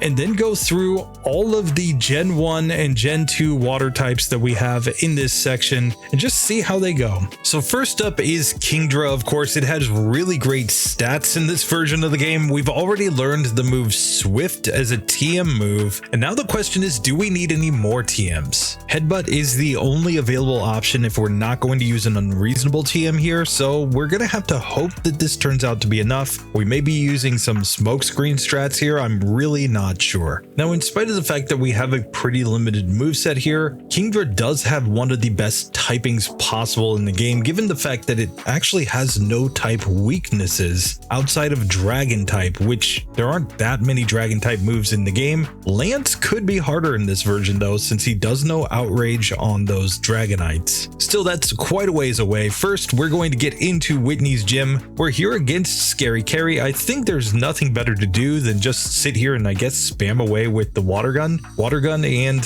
Swift are technically the same power. Our stats kind of say we should mostly go for Swift, but we just kind of adjust based on the opponent. Still, it's going to be pretty close either way. It was a 3-hitter to get through that fight. Now we're coming into Whitney though, and we need to check the stats on Kingdra. We're coming in at level 17 with 59 HP. Swift, Smokescreen, Leer, and Water Gun is our moveset, and we have 43 in everything except speed, which is 40, but there is a badge boost in attack from Falkner, which is why we have a stronger attack stat than these other stats. So technically we are going to want to use Swift as long as our opponents have at least close to the same amount of defense and special defense, but here we might end up going for more water guns. Let's just see. First up against Clefairy, it has more special defense than defense, so we go Swift. This is looking to be a 3-hit KO. It body slammed us, and then a critical hit did not get the 2-hitter. We actually still needed 3 hits to get through that Pokemon. Next, however, we've got the Miltank, which has less special defense than defense, so I'm going to go for the water gun strat here as it stomped me turn 1. Now it's going for the rollouts, and we can see that with the water guns, this is looking like a 5-hit KO, so I am going to smokescreen her here to try to get her to miss, and we might be best off going for Leer into Swift on this Pokemon. Now, we lost the first attempt. We can obviously put on the Goldberry instead in order to have more healing in this battle, but I think the accuracy strats are gonna be the way to go on the Miltank. Let's just see. So we still knock out Clefairy in 3 hits, even without a crit there, and now we can just start going for the smoke screens. She flinches us turn 1, so we actually lost a turn there, and now she's gonna mostly want to use Stomp when she has her accuracy drop, and unfortunately, because accuracy strats aren't that good in this version, she actually takes us down again. So I honestly think the best strategy is to go for a couple smoke screens, and then let's try going for a Leer here. In fact, 2 Leers after she misses, and then let's see what Swift does. It does about a third now. Unfortunately, she just flinches us after that, so we go down really easily. This time instead she attracts us, so we're basically just going to lose because we can't even hit any damage. Here she misses rollout turn 1 though, so now we can set up a couple of accuracy drops, go into our Leers, and she's still just managing to flinch us every single turn,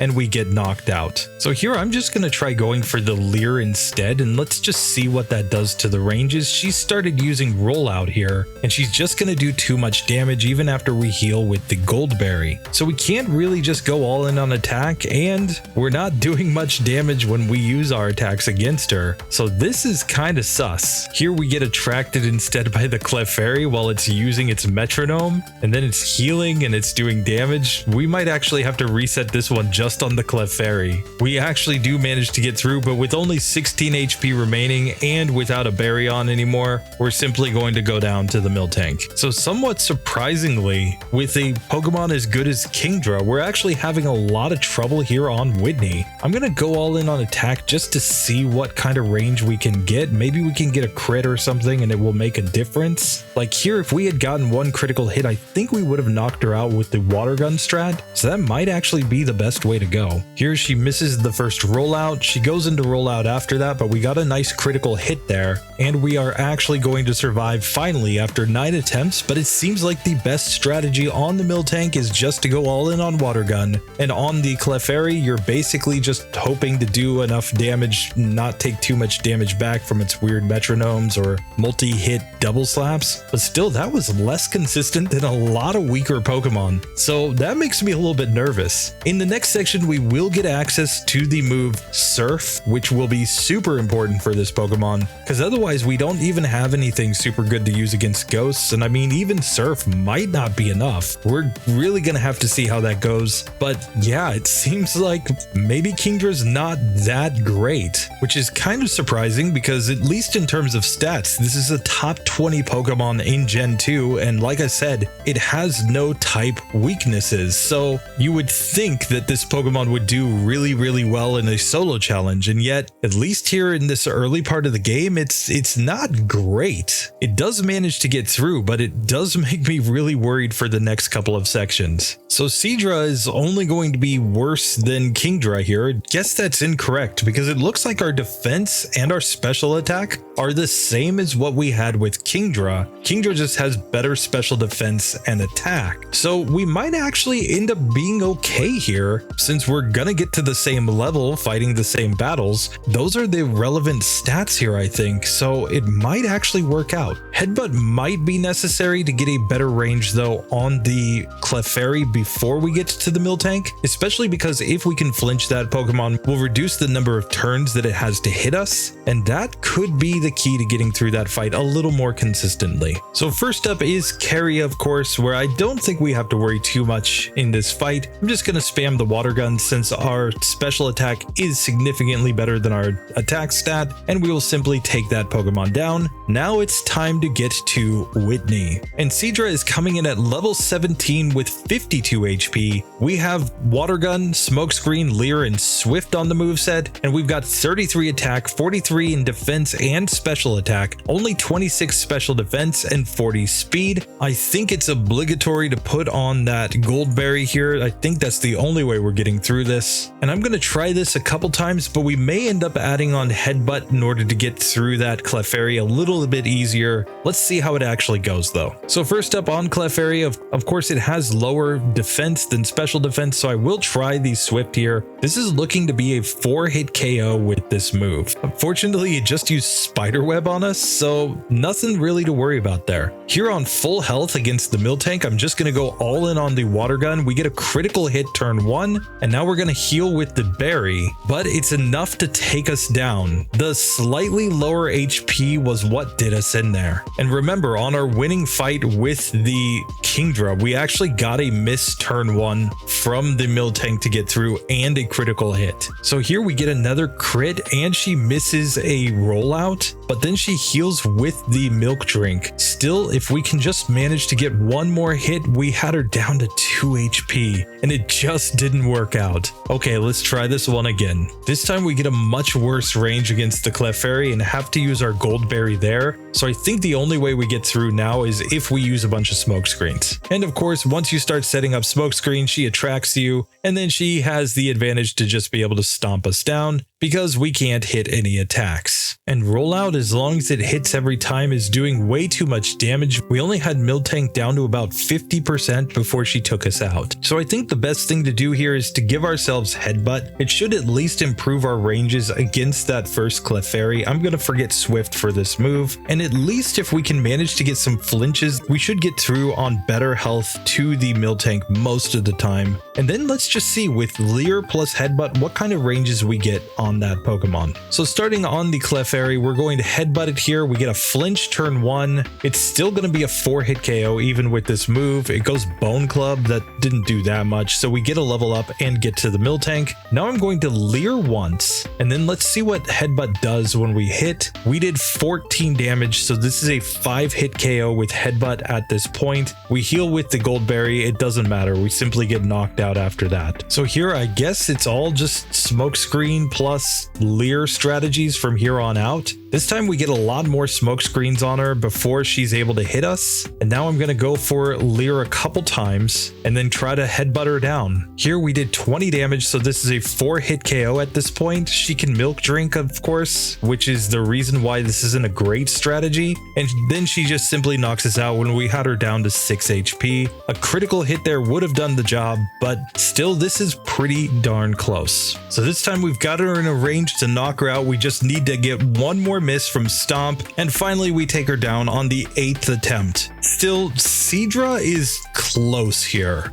Very, very close. And it's going to come down to adding on Headbutt, getting really good accuracy luck with the smoke screens, not having her use Milk Drink a bunch of times, not having her attract you, and then, yeah, just hoping that you actually get the misses since she still has a 1 in 3 chance of hitting you on any given turn. So is that consistent? No. We probably could have had way more resets just on that fight, but we have gotten through for now. I'm going to see if Surf is enough in the future sections, but I'm not super confident yet again in this Pokemon. I mean, in the next section, we're going to be dealing with a lot of Pokemon that have at least decent special defense in the form of ghosts and the rivals team. Like, we might have to go Blizzard in order to get through the Bayleaf again, or maybe we can get flinch strats. I'm not sure, but we'll just have to test all of that out when we get to the Morty section. For now, I guess Seadra gets through. Let's go back and see some of these other water types. So now on to Seaking, who gets even fewer options in this section because we don't learn Headbutt. We already know Horn Attack, so unless something was using accuracy strats against us, there would be no reason to even learn to move Swift here. So we're basically just going to be relying on our moveset, maybe some confusion luck to try to get through, but I'm really not confident in this, especially because our defense stat is significantly lower than when we had the Seadra. And while Peck did help us out when we were up against rival number 2, it doesn't really do anything for us in this section. So if we can't get through with our current moveset, our only options are to go max power return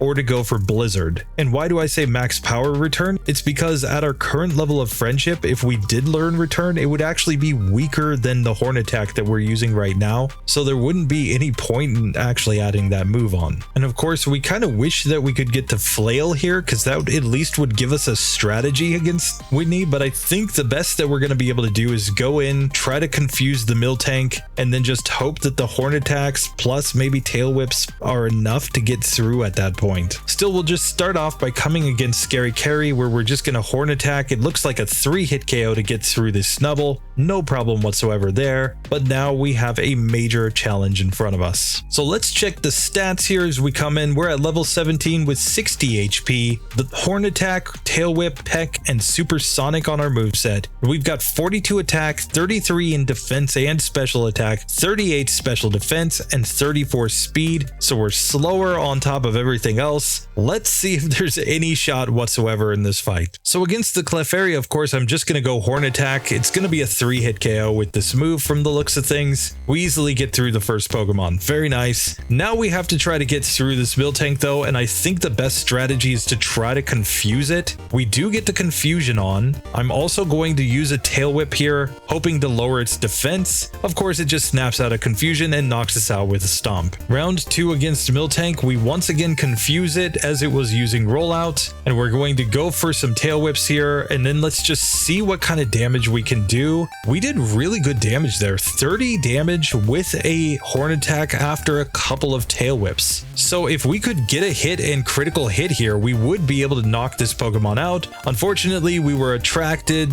and we just couldn't land any more hits. Here we got Miltank to hit itself in confusion once while it was confused, and now we're setting up Horn Attack again. She misses a Rollout and we finally managed to win. So 3 attempts there, but we got pretty lucky because we had her hit herself in confusion and we had her miss a Rollout there. But with a couple Tail Whips, you do enough damage here with the Seaking. It's actually better, I think, than the strategy we used with Seadra. A big part of it is the fact that we actually have a higher attack stat, so we are dealing more damage, and that apparently is enough. Now in the next section, we will be able to get Surf, which will make this Pokemon quite a bit better, and we also are going to be looking at the fact that, of course, with Peck on our moveset, at least it is a physical move, and that could give us a small advantage on some of the ghosts. Still, I'm not sure that a non-stab peck is going to deal enough damage, so Surf is probably the way to go in that section, and we're just going to have to see if we can do enough damage to get through either of the bosses in the Morty part of the game. Now, Starmie, of course, comes in with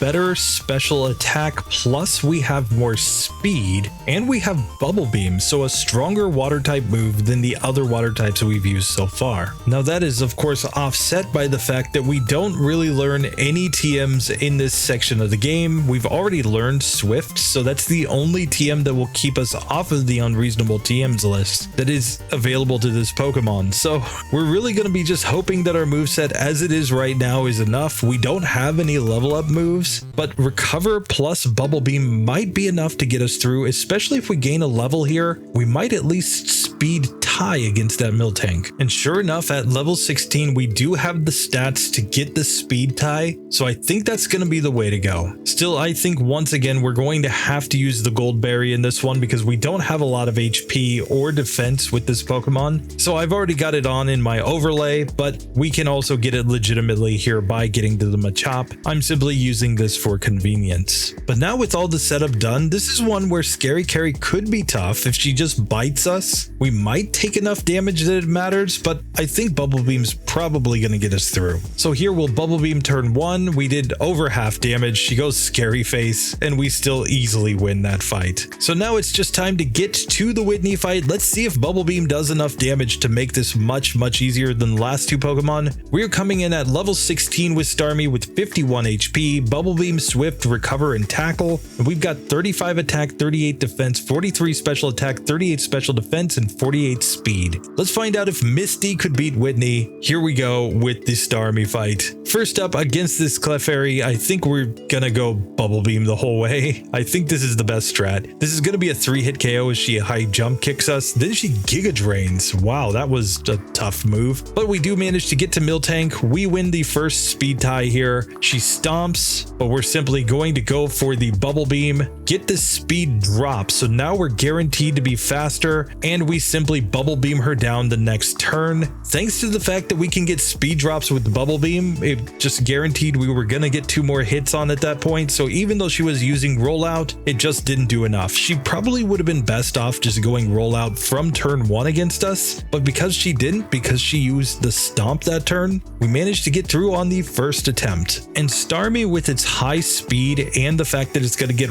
Surf in the next section and has pretty good special attack, I think it's going to do pretty well in the next section. Obviously, being the slow level up group is the biggest hindrance to this Pokemon, but as long as we can hit opponents first with stronger moves, I think we'll be able to knock out things like the Magnemite in a single hit with Surf. I don't think it's going to be that hard to get through that Pokemon, so it's just going to come down to Morty and our weakness to ghost type moves. So that of course does it for all of our Kanto Pokemon in this episode. Now it's time for our Johto water types. We're starting off with Octillery. Now of course this Pokemon is very much offensive minded, but not very fast, so we're going to be outsped by the Miltank no matter what we do. Still, we've got decent attack and special attack, and that might be what we need to get through this one. We should gain 1 more level before we have to take on Whitney, and we're just going to see if we end up being able to do enough damage. The problem is, we've already learned the available TMs in this section of the game, Swift and Mud Slap. Those are the only 2 moves that Octillery can learn by a TM without going on that unreasonable TMs list. So this might be a tough section to get through, so we're gonna just have to hope a Gold Berry is enough. Now if we get desperate, we can go for accuracy strats with the Mud Slaps here, but because we're slower, we've always found that slower Pokemon trying to use accuracy generally doesn't work out. I'm gonna try to just attack and maybe even use Constrict to get a speed drop. That could be a way to get through. First up though, Scary Carry. We're just gonna go Water Gun on this Pokemon. It's gonna be a 3-hit KO. She can charm all she wants, but then she licks us and we get paralyzed. So we're gonna have to go out and heal before we can take on Whitney. So with Octillery at level 17, we're coming into Whitney with 59 HP, Water Gun, Constrict, Mud Slap, and Swift on the moveset. We're gonna hold the Gold Berry in this one for sure. And we're coming in with 47 in attack and special attack, but only 37 in our defensive stats, and then 27 speed, so I'm really not sure this is gonna go great, but let's find out. So first up on the Clefairy,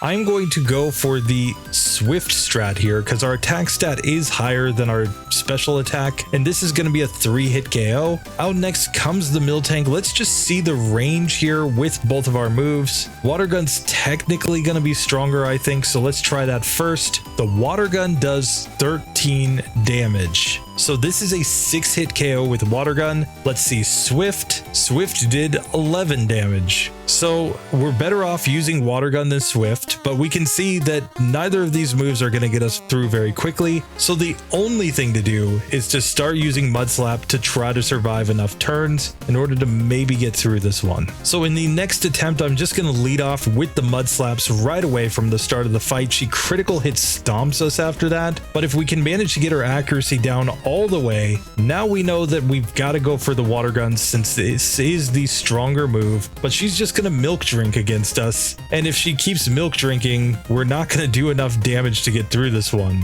Still, she misses some stomps. She finally hits one, but then milk drinks again after that, and as long as she can just keep stalling us out, I think we'll run out of PP and Water Gun eventually here, and then we're going to have to hope that we can manage to get through with the Swift. Here we get a critical hit from Water Gun though, so she got on really low health, but she milk drank again, and she has 2 more milk drinks left as she stomps us and does decent damage, and we go down. So the entire issue with this Pokemon is that we have no way to lower the Miltank's stats. We got incredibly good accuracy luck on that attempt with all of the Mud Slaps set up, and it simply was not enough. So that makes me think that the only thing that we can really look at with this Pokemon is a stronger move. I'm gonna test this a few more times just to see, but I'm pretty sure that's gonna be the way to go. And sure enough, even after 10 attempts here, we're consistently getting beaten by the Miltank. We just don't deal enough damage to get in a range where we can knock it out, at least reasonably, within the amount of PP that we have available. So I think the best strategy here is probably to go Blizzard, but I don't know, Return might be better. And of course, in my mind as a Gen 1 player, I think Water type and immediately think they all learn Blizzard, but this Pokemon does not. So the only option here is to go max power Return and see if that's enough to get through. So back again with max power in Return. Let's see how much damage we do with this move. We've just replaced Constrict since Constrict is basically garbage, and here we have this Clefairy in an easy 2-hit KO range there. Now against the Miltank, let's see the range. The first Return with a critical hit did nearly half, but this still looks to be a 5-hit KO. Still, after it starts rolling out, we get enough turns to knock it out with the max power Return. That is the strategy. So Octillery is the first Pokemon today that has to go for unreasonable TMs to get through this section. It technically did get through, but in the next part, we're going to be trying to get to level 22 where we can learn Psybeam. If we have that,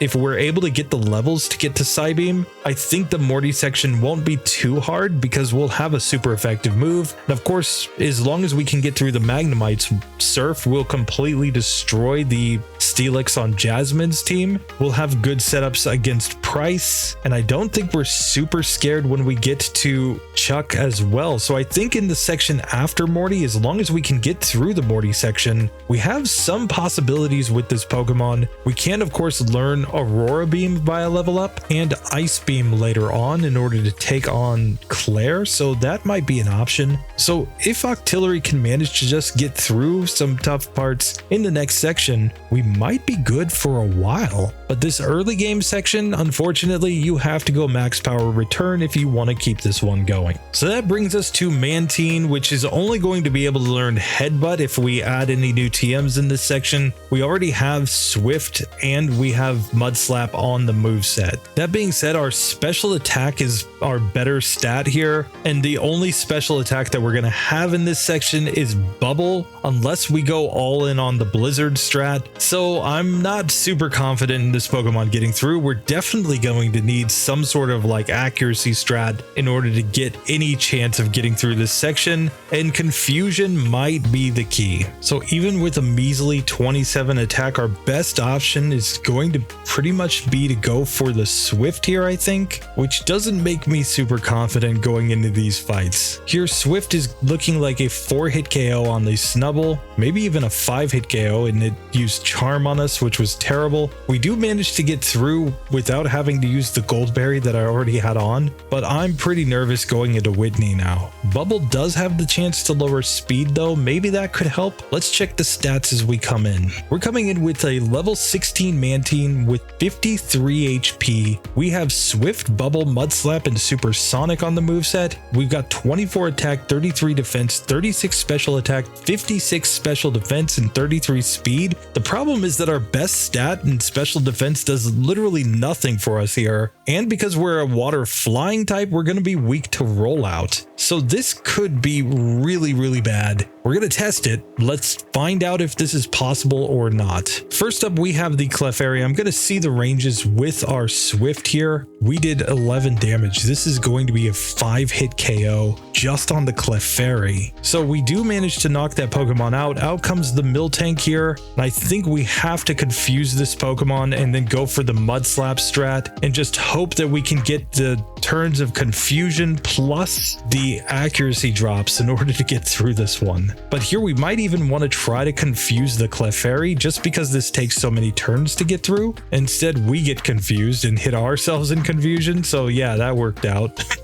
And even Clefairy gets us to the point of having to use our Goldberry, and then it hits Sky Attack on us. So we're going into the Miltank with very little HP here. We do confuse it, and it hits itself in confusion turn 1, but then it just stomps us down the next turn. And we are simply getting knocked out way too easily here. We don't do enough damage with our damage dealing moves. Let me just use Swift one time on the Miltank just to see what the range is here so that we can kind of put this into perspective. So with our Swift, we did 6 damage to the Miltank, and that means that this would be a 12-hit KO to knock this Pokemon out with Swift. Bubble is not really doing that much more for us because it did the exact same damage, 6 damage here. So either move that we use, we're stuck in this 12-hit KO range, where otherwise the only way that we could possibly get through is by having it hit itself a bunch of times in confusion, which means Supersonic actually has to hit, or getting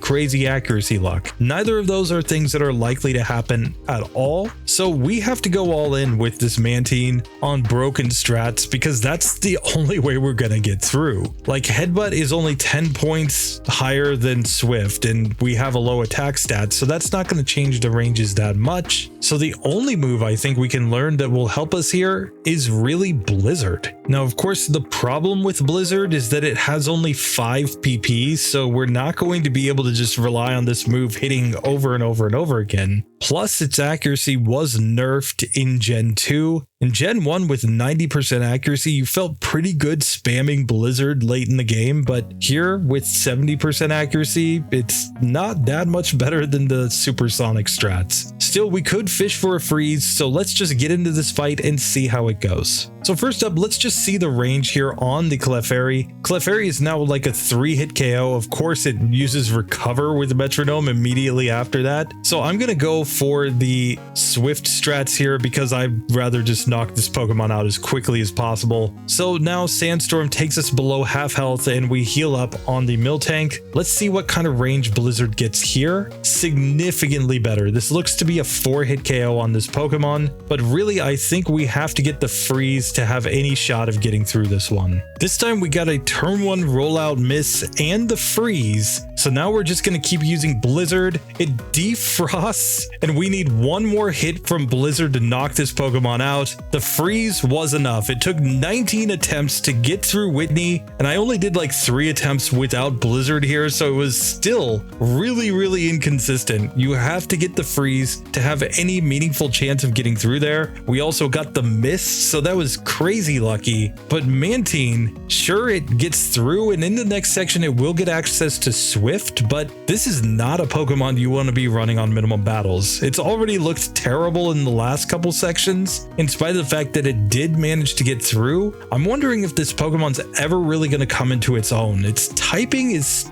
terrible, the 4 times weakness to electric as we go through the game could be really, really tough, especially since Lance loves to go Rain Dance plus Thunder. I'm not sure we're ever going to have a shot of getting through the Elite Four, much less getting to Kanto, but I could be proven wrong. Maybe this Pokemon has something up its sleeve that I don't know about, but for now, I would say that in any normal run, give up on Mantine early. And it's kind of a theme with a lot of Gen 2 Pokemon. A lot of people have talked about it before, but Gen 2 Pokemon seem to have really bad movesets overall. Like Gen 1 Pokemon got a lot more strong moves as they went through the game, I feel like. And maybe they were trying to keep you from being as overpowered in the middle game in this version. And it may be that the devs kind of overcorrected. So instead of immediately giving you Ice Beam and Psychic and Rock Slide and Hyper Beam, etc., once you got to the first really big city in the game, instead they're like, yeah, we'll keep all the good moves for Johto, we'll make most of the TMs generic so that they're not super strong but everything can learn them. And it leads to situations like this where you get some Pokemon that, okay, I guess we can technically go for the game corner TMs, or we could technically grind Return Friendship until we get it strong enough, but they're terrible and you wouldn't really want to do that. You'd be better off just going and fighting a bunch of optional battles to level up to get through these fights. So Mantine and Octillery have to join that unreasonable TMs column there, and yeah, really don't think that they're worth it. But that does leave one more water Pokemon for us to test out in this one. Of course, we have our Remoraid, a channel member pick, and let's see if Remoraid might have what it takes to be much better here. So it is time for channel member Dead Rise for No One's Little Gunfish, which we accidentally named Mantine there, but let's fix that here. We are coming into this section with a couple of moveset upgrades. We've got Water Gun, we've got Octazooka, we've got Aurora Beam, and we've got Lock On as our moveset. Our stats are not great, but maybe, just maybe, we'll have a shot here. Now, of course, we have Mud Slap and Swift as available TMs without having to go for anything too broken, but we're really going to be interested to see if Octazooka and Aurora Beam are enough to get through here, especially considering that we have a lower special attack than attack. This might not work out great, plus our defensive stats are pretty meh. Still, we're going to have to try it. Now, fortunately, Octazooka is pretty strong in our hands as a water type Pokemon, so it could be the strategy that gets us through. It's effectively 97 base power given our same type attack bonus, so it's like on par with using Bubble Beam with Starmie here. Of course, Starmie had much better special attack, but still, it's at least something that we can rely on, maybe to get through a couple fights. We also at least gained one more level before we get to Whitney, so maybe, just maybe, with an extra level we'll have better stats and at least be able to put up a decent fight here. So first up against Snubbull, I'm going to go all in on the Octazooka here. We missed the first one. Second one does decent damage though, so this is going to be a 3-hit KO. We'll just water gun it down from there, and we defeat Carrie on the first attempt. But now it's time for Whitney herself. Let's check the stats here on Little Gunfish. We're coming in at level 17 with 45 HP. We've got Octazooka, Water Gun, Aurora Beam, and Lock On. We're going to hold the Goldberry for sure in this one. And we're coming in with 33 in attack and special attack, 23 in defense and special defense. Oh, and we also had 33 speed. Still not enough to outspeed against that Miltank, and I don't think we're going to be able to get anything else that's really useful here outside of max power return, which would be just like Octillery. But let's see if this could somehow be enough. So first up on the Clefairy, I'm just going Octazooka here. This looks to be a 4-hit KO, and that double slap did massive damage to us. Then it uses Psychic. Still, we managed to get through. We're to the Miltank, it stomps, and we lose. So let's try this one again. Maybe we can get a better range here. Here we get a critical hit turn 2, and we get Swords Dance from the Clefairy, so we get to just knock it out. Let's see what the range is on Miltank now though. Stomp just one-shots us. we have such low defense that there's not really much we can do there. If we don't get through this first Clefairy with really good health, we're basically in the range to already get knocked out. So this time we get through with 35 HP and it does go Rollout. So what that tells me is that if we have low enough HP that she can just stomp us down, of course she will. But when we have 35 HP, we have just enough that she's not going to one-shot us the next turn. We get a nice critical hit here with Octillery and drop its accuracy as we heal up with the Goldberry, but it wasn't enough. Unfortunately, she knocked us out the next turn. That does tell me though that this one might be possible. We just have to get a really good range first on this Clefairy. So next attempt, once again, we're to the Miltank with an accuracy drop, but it just hits the next turn. So there was nothing that we could do. If we do get that one miss though, I think we'll have enough damage output that a critical hit would allow us to knock out the Miltank on the next turn. This time we finally managed to get a critical hit to knock out that Miltank, and man oh man, that took a ton of attempts, but we did get through with the little gunfish. So yeah, it technically gets through with the Octillery. You're going to need some accuracy drops. You're going to need lots of help there. And we even fainted due to the poison. Oh no. But dead rise for no one. You're better than Octillery with your little gunfish. And we're going to see how it goes because it's at least going to start getting some good same type moves as we move on. Ice Beam is coming later on, as is Hyper Beam. Those moves could be useful. And I mean, at level 22, we get just tons of moveset upgrades. So I think that's going to be the way to go. Let's just see how it actually works though. So just one more massive thank you to Dead Rise for No One for supporting the channel. Thank you for supporting another Pokemon in this challenge. Channel members are overpowered, guys. They're going to pretty much get through every single time, but we can see that they at least give us the chance to see how some different moves would work in these situations. Now we have actually 4 Pokemon left. I just realized that Stantler got into the unreasonable TMs category up there somehow. I actually know how that happened. I did a full game solo run with Stantler, and we did end up using a TM that got it in that section, but not in this part of the game. It's just the way that my overlays programmed, it automatically went up there. So we will get Stantler in this section, maybe for some redemption. But first things first, let's take on these last 3 Pokemon that are showing in the challengers section. We've got Skarmory, we've got Houndour and Houndoom. I think that Skarmory is going to get through just fine. Houndour might be questionable. Houndoom is overpowered, so I think it's going to be good too. Let's see if that's actually the case. So Skarmory really doesn't have much of a move set to work with here. We've already learned Mud Slap. We could learn Swift here, I guess, but outside of that, our only option is actually to go for Return if we fail here. Fortunately, we're going to be resistant to normal type moves and only neutrally affected by the Rollout, so we should have a decent shot here, especially given that our defense is pretty darn high, but we don't have a whole lot in terms of attacking stats either, so this could be a tough section of the game. And while Peck might be enough down here in the underground to get through these under-leveled trainers, when we get to Whitney, I doubt that Peck's going to be doing that much, so we're probably going to have to add on the Swift if we're going to have any shot here whatsoever. Still, Swift isn't that much stronger than Stab Peck, honestly, so we might not even need that move, or it might not at least add any real advantage here. Let's start by testing this out on Scary Carry. Let's just see how the Peck strats go. So against Snubble, we can Peck it, and it looks to be a 4-hit KO. We get a nice hit there though, so 3 hits to knock that Pokemon out, and we can move on to Whitney. Here, our big advantage is that as long as we don't get bad metronomes, if she just goes like Double Slap, I don't think it's going to do much damage to us. We're coming in at level 16 with 53 HP, Peck, Leer,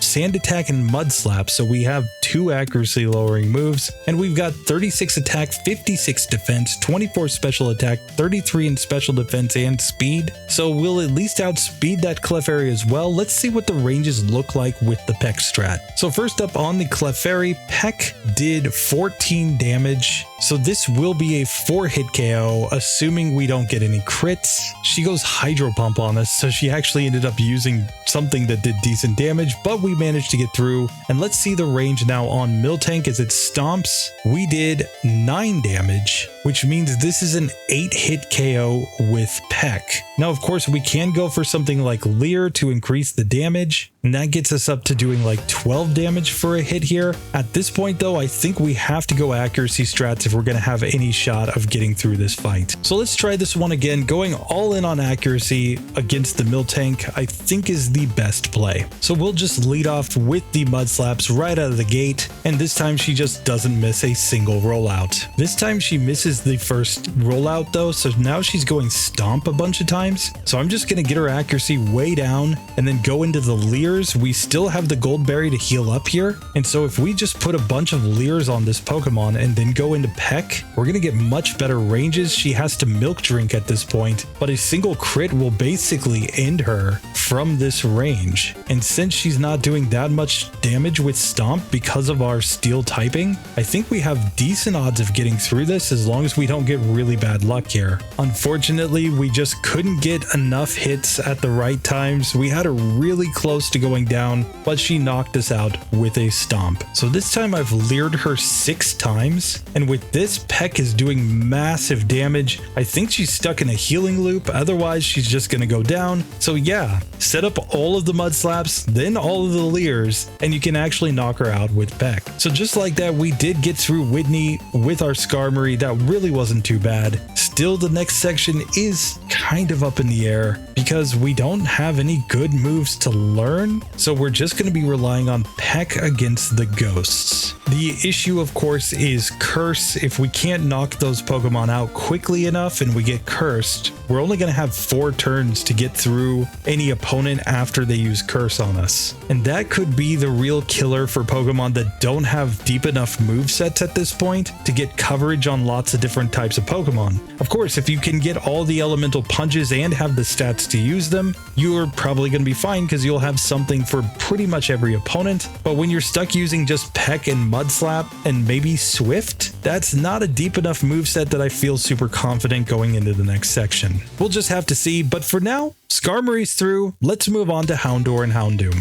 So Houndoom coming into this section could learn Headbutt if we really want to, but otherwise it doesn't have really any regular TMs to learn in this section. We're also in the slow level up group, so we're not going to get as many levels as a lot of other Pokemon, and that could be trouble if that rollout gets the chance to build up. Given our current stats, we're definitely not going to outspeed against the Miltank. We could, I guess, in theory, go for a Quick Claw and try to get some flinches, but this is definitely not going to be a super consistent part of the game. I'm actually really surprised that this Pokemon doesn't learn Dig, given that a lot of other fire types do, and as a kind of a dog-themed Pokemon, what do dogs do in the backyard? They dig, so it always kind of made sense to me when like an Arcanine or even a Ninetales is using Dig. It's because that's what they naturally do, but in this case, they just didn't give Houndoom that move. If we had Dig, we would have another strategy that would be pretty decent at breaking up the rollouts, but here we're just going to be kind of stuck with our moveset as it is. Now, if we get really desperate, there is Fire Blast and Max Power Return here. Fire Blast, I think, gets us through nice and easy, of course, but we're going to put that off unless we absolutely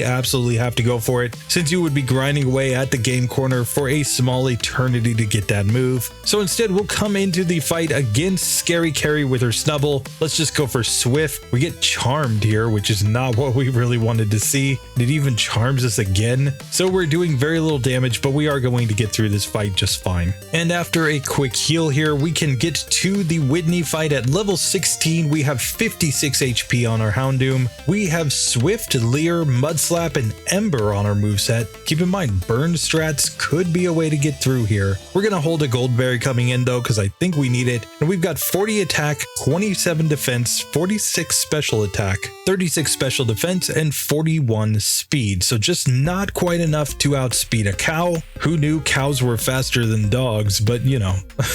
Let's just quickly heal our paralysis and take our first attempt against Whitney. So first up on the Clefairy, I think the only thing to do is go Swift. This looks to be maybe a 3 or 4 hit KO. It's going to be a 4 hitter here. We get hit by Future Sight from its metronome, but that does let us get get through to the Miltank, and I just want to see ranges on this first attempt, but it stomps us down from that range. We clearly need more HP if we're going to have any shot here. So back again here, we get Rollout this time. We're going to go for the Ember, and we did 12 damage with that move, which means this is a 6-hit KO with the Ember strat. And since Miltank has higher defense than special defense, we already know that Swift is going to do less damage here because our attack and special attack stats are nearly even after the badge boost from Falkner. So I think the only thing to do here is either to go for the Mud Slaps to try to get some misses, or we can go for the Ember strats to try to get a burn. Probably a combo of both is what it's going to take. And the really big issue that we have here is that we have low defense. That's our worst stat. And because of that, we're actually taking really good damage from the Clefairy and of course from the Miltank from their physical moves. So while we can heal up with a berry here, we're going to get knocked out pretty quickly by Stomp, and there's nothing that we can do about that. So I think this is a spot to learn Headbutt. Headbutt will help us get through that Clefairy a little bit easier by actually getting some flinches on it, and that's probably what we need because we're just taking way too much damage from Double Slaps here. So now with Headbutt, we can hope to get a flinch on this Pokemon on any given turn. Oh, we get roared. So we have to reset on that one just because of the roar. But if we can get flinches, then at least those turns it won't be able to damage us. And in that case, we can get through with 3 hits from Headbutt. We get to the Miltank this time on full health with our Gold Berry still on. And now we're simply going to go for the Mud Slaps, but we could see that 2 rollouts knocked us out there even before we got to use the Gold Berry. So honestly, the best move is probably to go for Ember and hope that we get a burn, because otherwise 2 rollouts is basically enough to knock us out. It's kind of a range from max HP. We survived on 1 HP on the last attempt here, but still it's not great. And it's actually a situation where we kind of want to take a little bit of damage from the Clefairy without taking too much, because if we take too much, she just goes Stomp and one-shots us. So this time we burn the Miltank and we get a heal up here. I'm going to stick with the Ember, but she just knocks us out on the next turn. This time we get 2 rollout misses in a row from the Miltank, which is like more luck than we could ever hope for. And then it misses again. Now it goes Milk Drink though. We finally burn the Miltank with our Ember and is stuck using rollout, so we win on the 19th attempt against Whitney. But that required ridiculous luck. We're talking about 3 rollout misses in the same fight, plus the burn, in order to get through Whitney on minimum battles with a Houndoom. This Pokemon does not deserve to get through with this. I was just about to think about going Fire Blast strats here because it was just so bad. The Headbutt did help a lot against the Clefairy though. That did make it so that we could get through Clefairy with full health or very close to full health much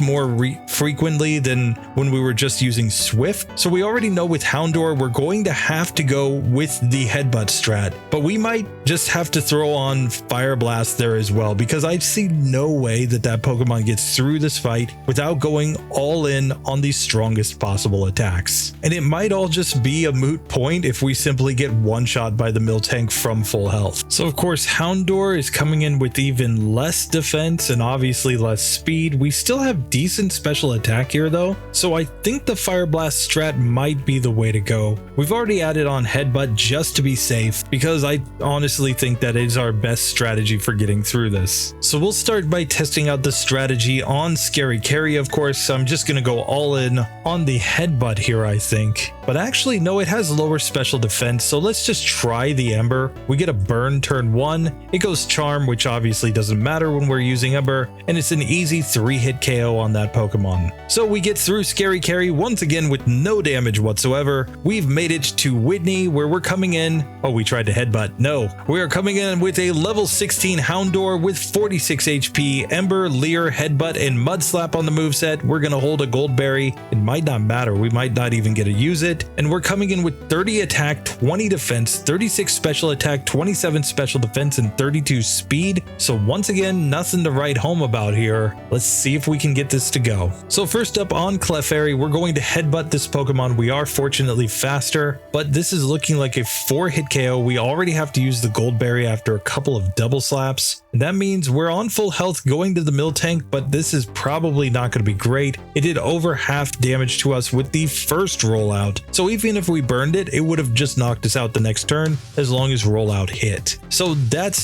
definitely not happening. And I think Fire Blast is our only remaining reasonable option. So here we're going to add on Fire Blast. So I'm actually going to get rid of Leer. I'll keep Ember just so that I have more attacking PP. That's probably the way to go. Let's try this against Whitney with the Fire Blast strats. So first up, we've got the Clefairy. Let's Fire Blast it. It did over half damage and it gets burned on the first turn. And now we'll just headbutt it from there and easily knock it out. Of course, Miltank is just going to destroy us from this range though. We need to take less damage than that from the first Clefairy. This time we critical hit the Clefairy to one-shot it though. So now we get stomped, but we're gonna get a heal with a berry. And Fire Blast did very good damage there. 30 damage with the first hit. If we could get a crit, we would one-shot from this range. Unfortunately, we flinch, so we lose that attempt. So back to Miltank again. We just healed with the Gold Berry, but it knocks us out the next turn with Rollout. The second turn of Rollout is too strong for Houndour. So we're really banking on a burn plus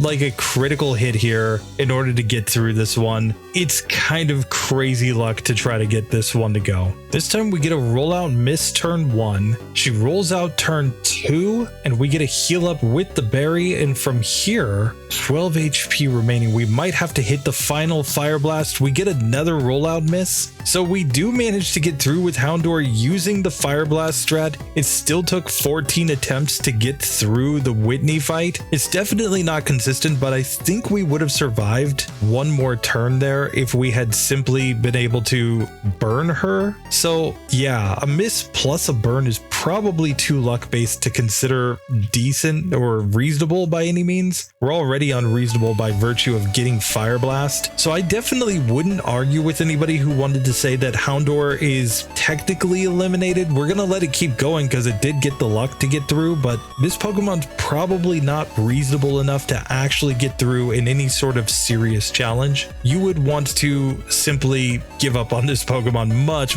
sooner and get something else, because yeah, you're just not going to get through Whitney on any reasonable setup with this Pokemon. It takes the Fire Blast strat, probably learning Return at that point. If by the time you're going around grinding against other trainers and running around, you probably get enough friendship that Return is actually decent. So yeah, just do that with Houndour, because otherwise you're in for some pain.